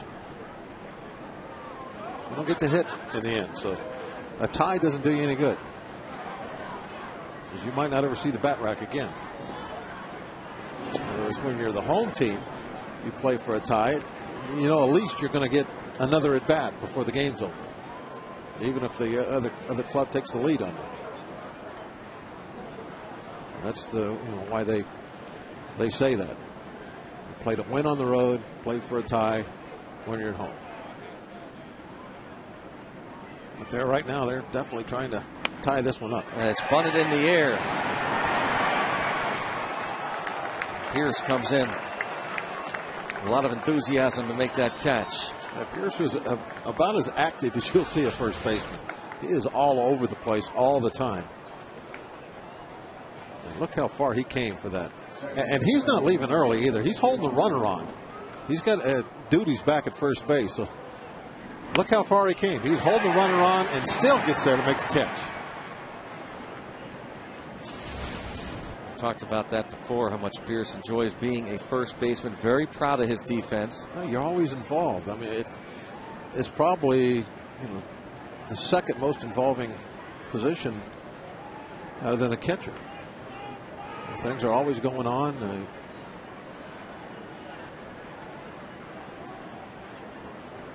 Involved in pickoff plays and every ground ball, and relays home. When you think about it, some people over the years, they try to hide a defensive liability over at first base. That really is not a very bright idea, because the first baseman is involved in so much defensively. You don't want somebody that is a liability with the glove over there.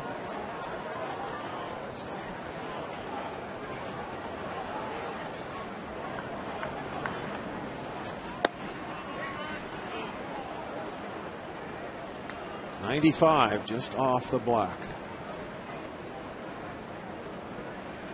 Hanrahan, a little bit of a scare early spring training. Everything turned out fine, and here early in the year, he looks as healthy as can be with that velocity of his fastball.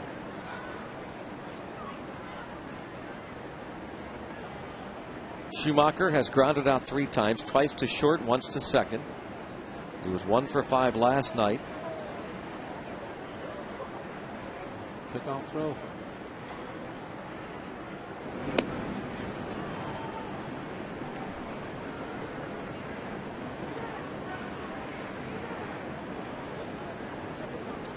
Well, La Russa have Green running. Green last year at AAA Memphis stole 31 bases, was caught only 3 times. Jaramillo's really been throwing well of late. When I was working with you that night, he made the throw. Yeah. It was a pickoff throw from home to third base. Didn't get anybody out, but I mean, a laser beam down to third base. Really he's showing everybody the kind of arm he has.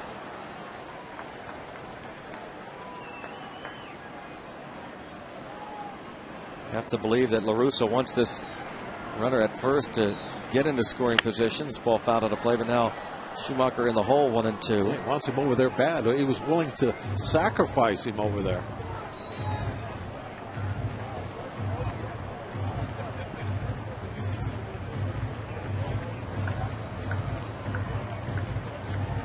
Green looking in the dugout. Tyler Green with 116 professional steals in 131 attempts, caught only 15 times. Great success.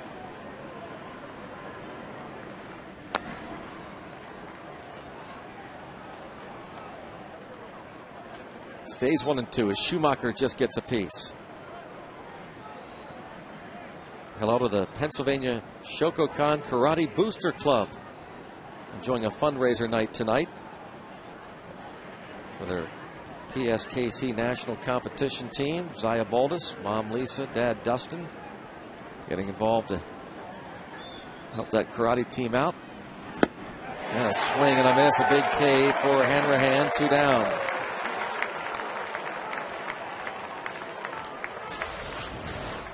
Good hard breaking pitch. Out of 95 fastballs, and then the hard breaking pitch down and in. 2 outs, real likely Green could take off now. Of course, that would open up first base. They could work around Ludwig. Yeah, get the Pujols.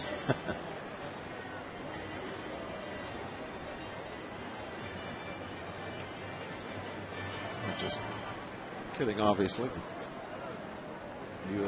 Your main goal here is not to have Pujols hit this inning no matter what. You want to end it right now with Ludwig.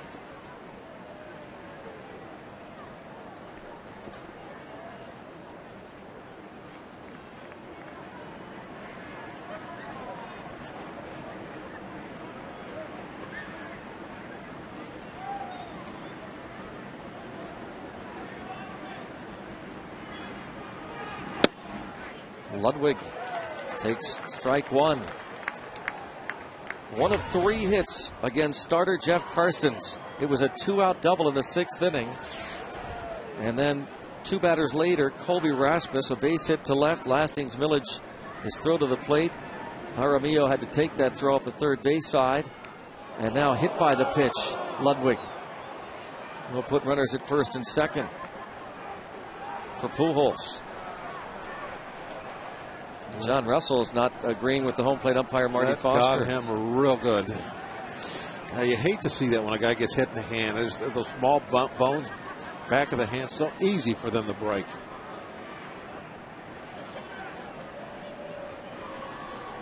I always think of Bagwell when I see that.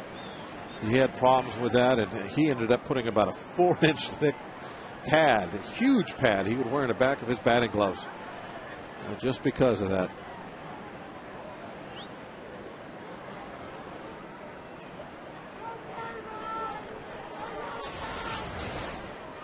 Now Let's see if we can tell exactly where this hits. Oh, yeah, definitely got him on the back of his left hand.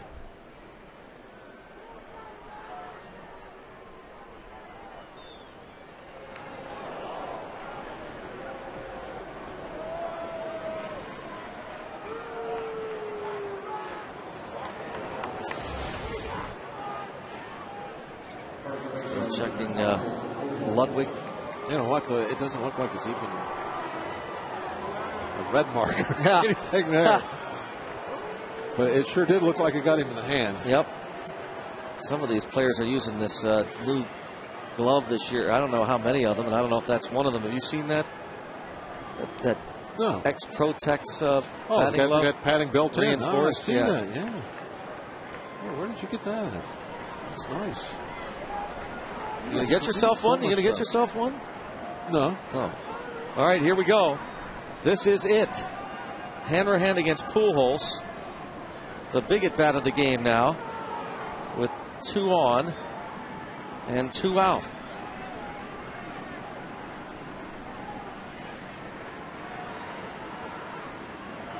And some players use this X-Protex batting glove, reinforced, modified version of what Bob was talking about that Bagwell used for a while, that thick padding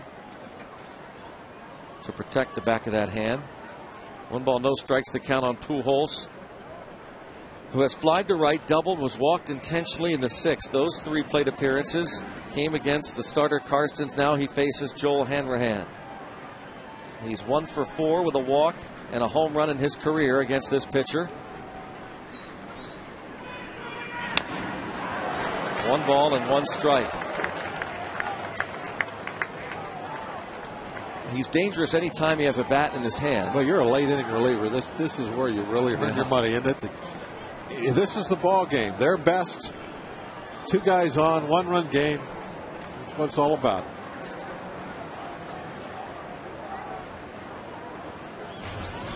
He is 10th all-time on the PNC Park home run list. Career batting average of .369 here in this yard. Wow. 1 and 2. Through there. He wasn't shy about that. Here you go, 4-seam. Best I got. Pow, right down the middle, knee high. Joel Hanrahan with a 1-2 count on Pujols. 25,047 braving the cold weather tonight in Pittsburgh, and they have to be enjoying this matchup. Armillo sits way outside, and a swing and a miss. He struck him out. Joel Hanrahan punches out Pujols with 2 on and 2 out in the 8th inning in a 1-0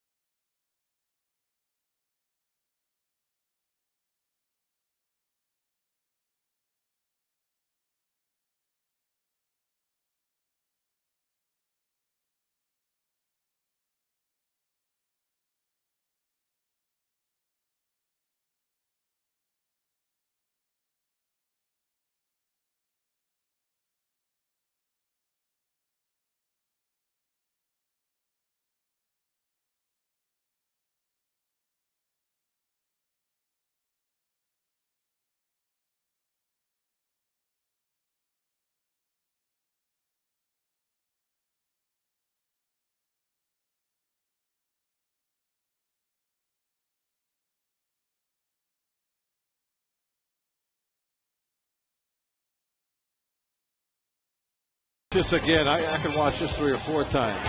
I mean, he just came right at him twice. It gets him in a real defensive spot and then breaks off a beautiful breaking pitch. Look at that. Now, he got 2 pitches to hit. Breaking ball for a strike, fastball down the middle at the knees, and then that was it, nothing more. Joel Hanrahan doing his job, and now outstanding. Octavio Dotel will get ready for the night. You just can't say enough about the pitching tonight. This has been great to watch. You know, as tough as that game was last night, real bad taste in the mouth afterwards. You know, you let one get away. You win this one 1-0 tonight, boy, it just turns it around. Forget it in a hurry, don't you? Oh, and that's kind of what we were talking about very early on. You play a stinker every now and then, like they did last night. But don't dwell on it. Just make sure it's just one every now and then. Don't play 2 or 3 in a row. And they have totally done a great job tonight. Tyler Green stays in the game to play short, and the new pitcher is lefty, the veteran, Dennis Reyes. Ground ball to second. Garrett Jones 0 for 4. Now we check out tonight the easy-to-use.com minor league connection. Jose Tabata extended his hitting streak to 9 straight games, 447 during the streak. Pedro Alvarez has driven in a run in 8 straight games, none yet tonight, as Indy trails Buffalo 4-3 in the 8th. But Pedro Alvarez has been on some kind of tear. RBI in each of his last 7 games, 17 RBIs during that stretch. He drove in 4 last night. Columbia Gas 8-1-1 call to the pen. New pitcher coming on. Pirates lead 1-0 in the 8th.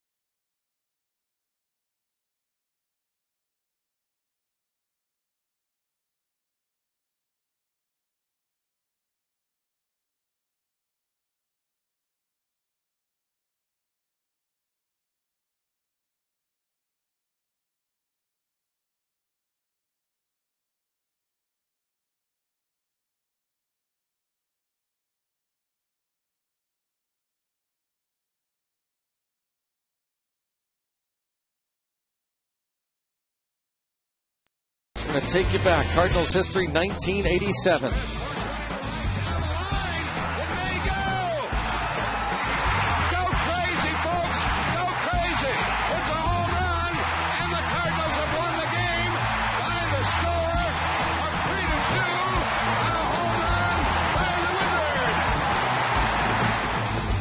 Amazing game at the National League Championship Series against the Dodgers' Tom Niedenfuhr.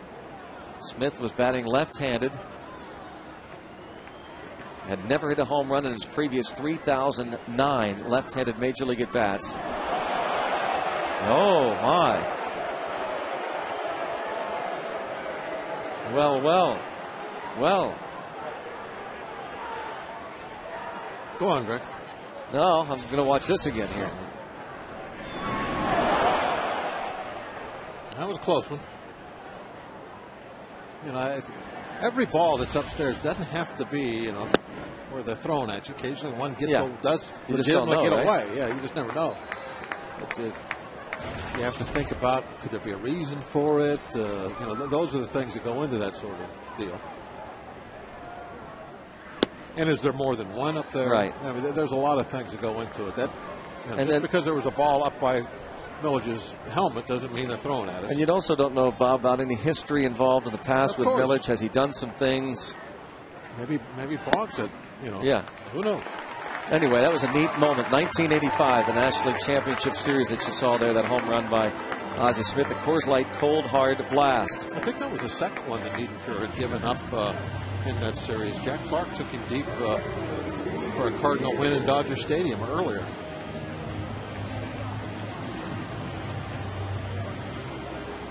I'm going to take a look at that wild pitch again that was actually behind the head of Milledge.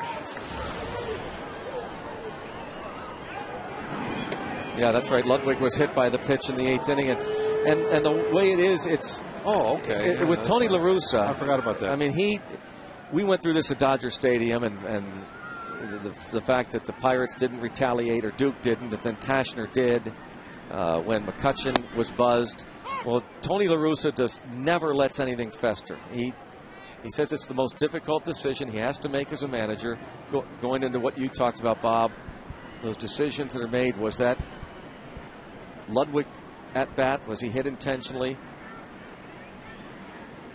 And he does care. If he has to determine when it's time to protect his players. Stolen base for Milledge. Milledge hit by the pitch, and now he steals a base. That's one way to get back. A little revenge. Had a pitch out, still couldn't get him. A poor throw by Molina. Had a shot at him, obviously, with the pitch out. And you could see the ball was going to beat him, but because it's bouncing in, the middle infielder, was that Ryan in this case? He's catching the ball with the glove on the way up. He starts down low and then brings the ball up to the ball. Now he's got to stop the glove after he's made the catch and send it back the other direction. That takes time. Milledge is in. Well, now he can score a very important insurance run if Mr. Pierce can deliver. Steve Pierce has singled, walked, grounded out, scored a run. The only run of this game. It was in the 2nd inning.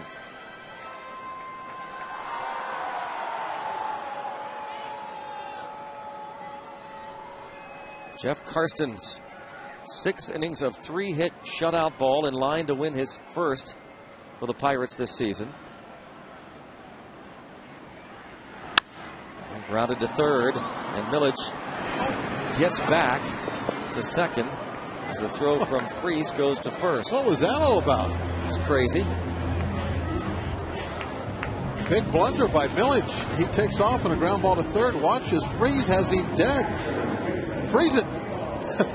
But right there, Milledge is just out of the shot. He's got him easy. For some reason, he doesn't throw it, huh? Yeah, look at that. Look at he's looking right at him, too. Wow, that's mind-boggling. Looking right at him. Mitchell boggling. Mitchell Boggs facing Jaramillo with 2 outs and a runner at second. And that could certainly prove costly to the Cardinals. A base hit here can score Milledge despite that base running blunder, because Freese doesn't throw to second.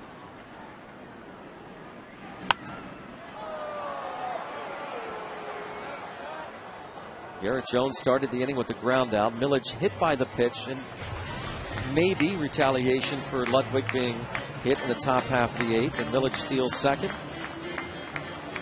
Ground out by Pierce, and now Jaramillo. 1 ball, 1 strike count.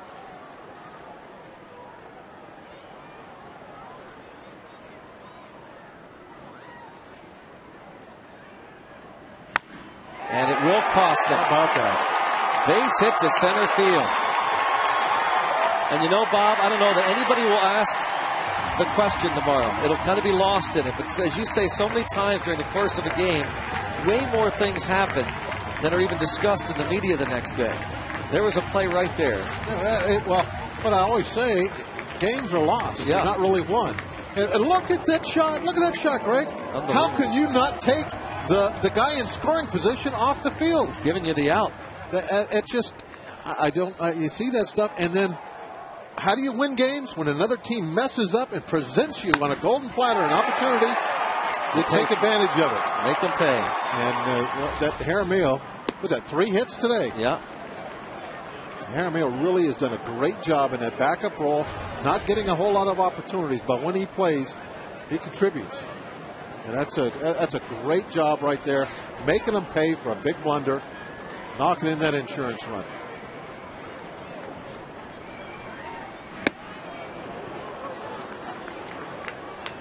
Now Ronnie Cedeno, he has 2 hits. Pirates now lead 2-0 on the Jaramillo single. Notel cranking it up.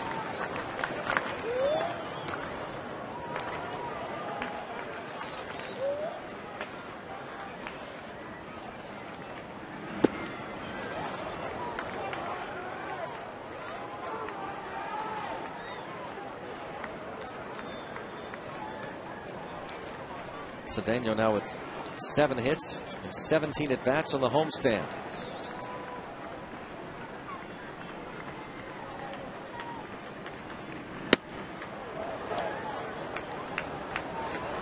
Two balls and 2 strikes.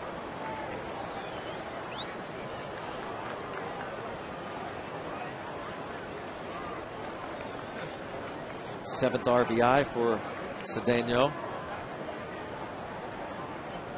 That base hit in the second. One of the players who came over in that trade from the Mariners last year, Jeff Clement, not in the starting lineup tonight. Did have a pinch hit, struck out looking in the 6th. Meanwhile, in Seattle, Ian Snell was taken out of the rotation by the Mariners, and Jack Wilson hurt again. Wilson with 7 RBIs, but he's been out since Wednesday with discomfort in his right knee.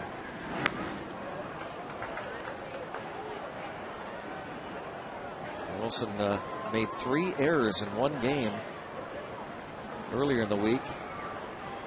And then discomfort in the back of a knee. They took an MRI, no damage of any kind, and he's listed as day-to-day. So been kind of sporadic in terms of Jack's playing time with Seattle. And Cedeno goes down swinging, and the Bucks pick up an insurance run on a defensive misplay by Freese, not taking advantage.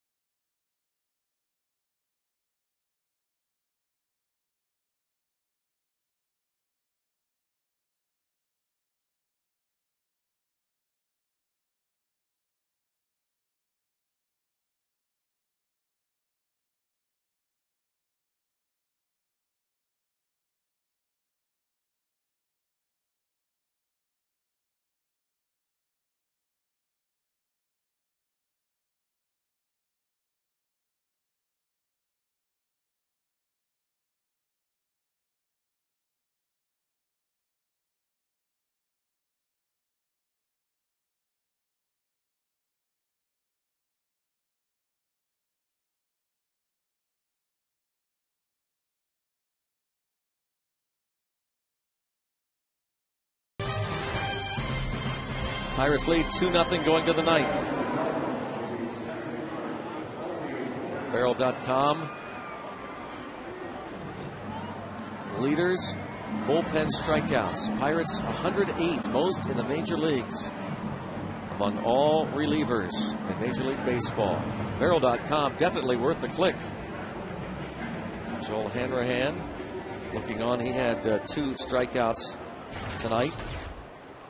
A real big one. Pujols with 2 men on. And now Dotel. Save opportunity here. 15 strikeouts in 11 innings. Dotel back-to-back saves to start this homestand. Saving that 3-2 game Tuesday night over the Chicago Cubs. Pitching the scoreless 9th. And then pitching the scoreless 9th on Wednesday to save it for Charlie Morton in the 4-2 game.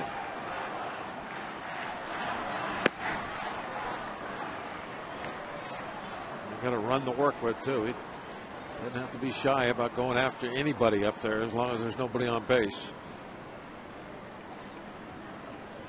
And he's got the bottom part of the lineup to work with here. Thanks to the work of Hanrahan. Disposed of Pujols. We shouldn't see him again tonight.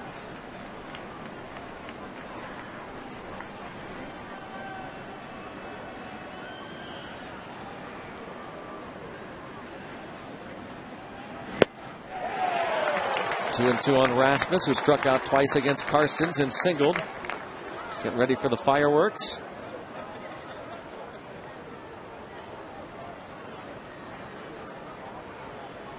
Water looks cold tonight, doesn't it? 3 and 2.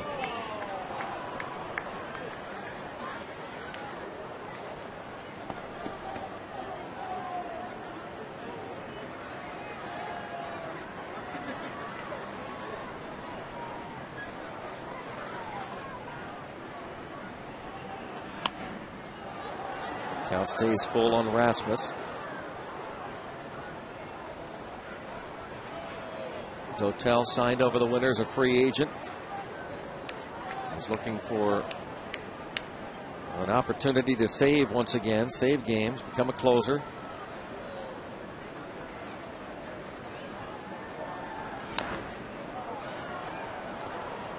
If you're going to be a reliever, that's the job everybody is looking for. As a starting pitcher, you got 5 places you can go, but in that bullpen, the premier shot, that's just one of those.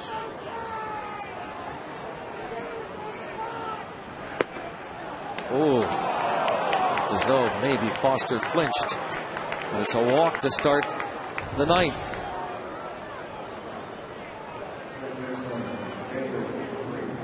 And David Freese. He's hit a ball to the wall and right, popped to second and walked. And for some reason, did not take Millage when Millage was there for the taking, and has cost his team an insurance run. Be a 1-run ball game. He would have won after Lastings. Foul ball, 0-1.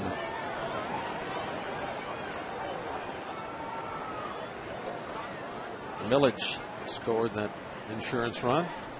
Hit by the pitch, then stole second, and scored on the hit by Jaramillo. Runner goes, so there will be no double play. Just one available out. That's to first. LaRoche to Pierce. Rasmus to second.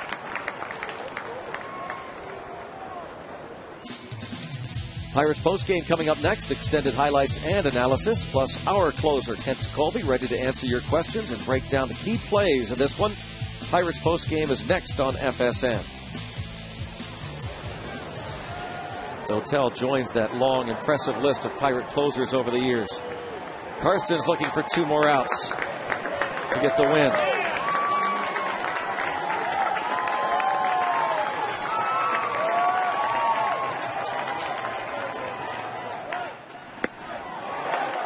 And Molina.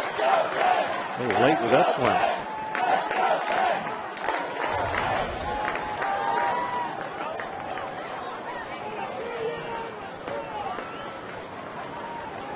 Molina, 3 RBIs last night, 4 for 5. Tonight a walk, a fly out, and bouncing into a double play.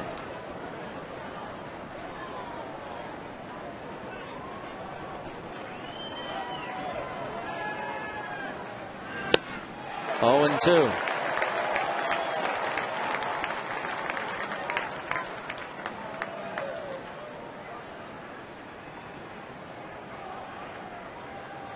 It's like Dotel maybe cutting his fastball a little bit, especially that last one. Cutting it, I mean, it'll slightly move away from a right-hand hitter.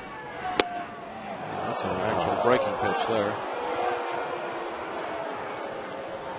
That's one you get back from the catcher and you're going, how did he not swing at that? I mean, you can't put it closer onto the outside corner without actually throwing a strike, and you get no swing on a breaking ball. It's hard sometimes to figure out when you're the pitcher. You see somebody take one like that.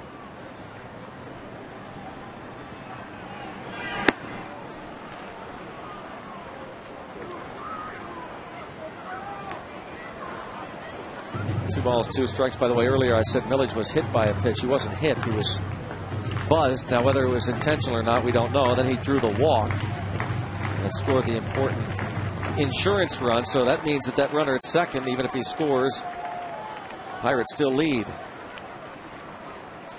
Millage drew the walk after he was buzzed by Boggs. 3-2 the count. On Molina.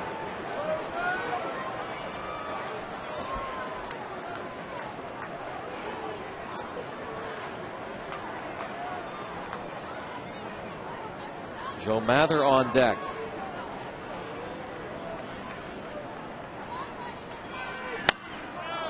Line foul.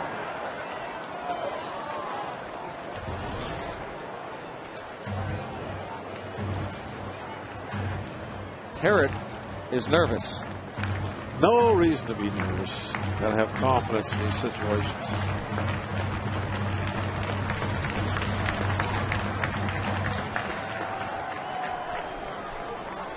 You know, it's like, think of it like this. It's a one-run lead, one out, nobody on. That makes you a lot less nervous, doesn't it? Yeah, yeah. It's like, ignore the runner. He doesn't mean anything. Pirates defense is ignoring him, that's for sure. Still 3-2. You don't pay any attention to him. His run right now doesn't matter. It's the guy at the plate that you got to get out. So just, he's not there. You're not there. You're invisible. It. You're not even there. You're not. Just watch the batter.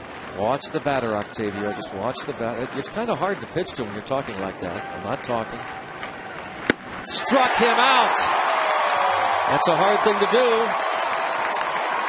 Yadier Molina, a rare K. 2 outs. A hard thing to do, shut out this Cardinal team, but looks like they're going to do it tonight. One more out to go. It would be the second shutout of the season by the Pirates. Their first home shutout of the year. The Cardinals have been blanked 2 previous times. Oh, I guess it's not that hard to be shut out. Third time already. And it's 0-1 on Joe Mather.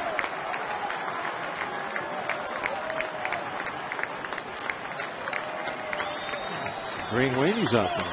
See that? Right. The gunner would be happy to see those. Yeah.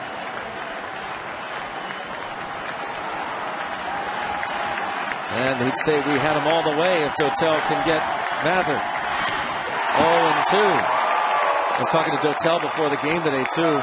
Bob, praising him for not all the gyrations and the actions after a save you see it's so prevalent. Right. He and Mariano Rivera, it seems to me, and maybe Trevor Hoffman, guys that don't go nuts, no fist pumping. He said, yeah, he agreed. He'd like to act like you've done it before, and he has. He's done it a lot. 0-2. He got him! Raise the Jolly Roger! The Bucks even the series. They shut out the Redbirds. Now, as tough as it was last night, it's that good tonight. What a job by the pitching staff. And Jeff Carson's, He doesn't want to give up that number 5 spot, does he? Make the Pirates think about it now. Back-to-back Ks for Dotel. Dotel's just throwing heat right by him upstairs. He earns his 6th save, his 3rd save on this homestand. And the Pirates start this 9-gamer 4-1. And it's a rubber match tomorrow.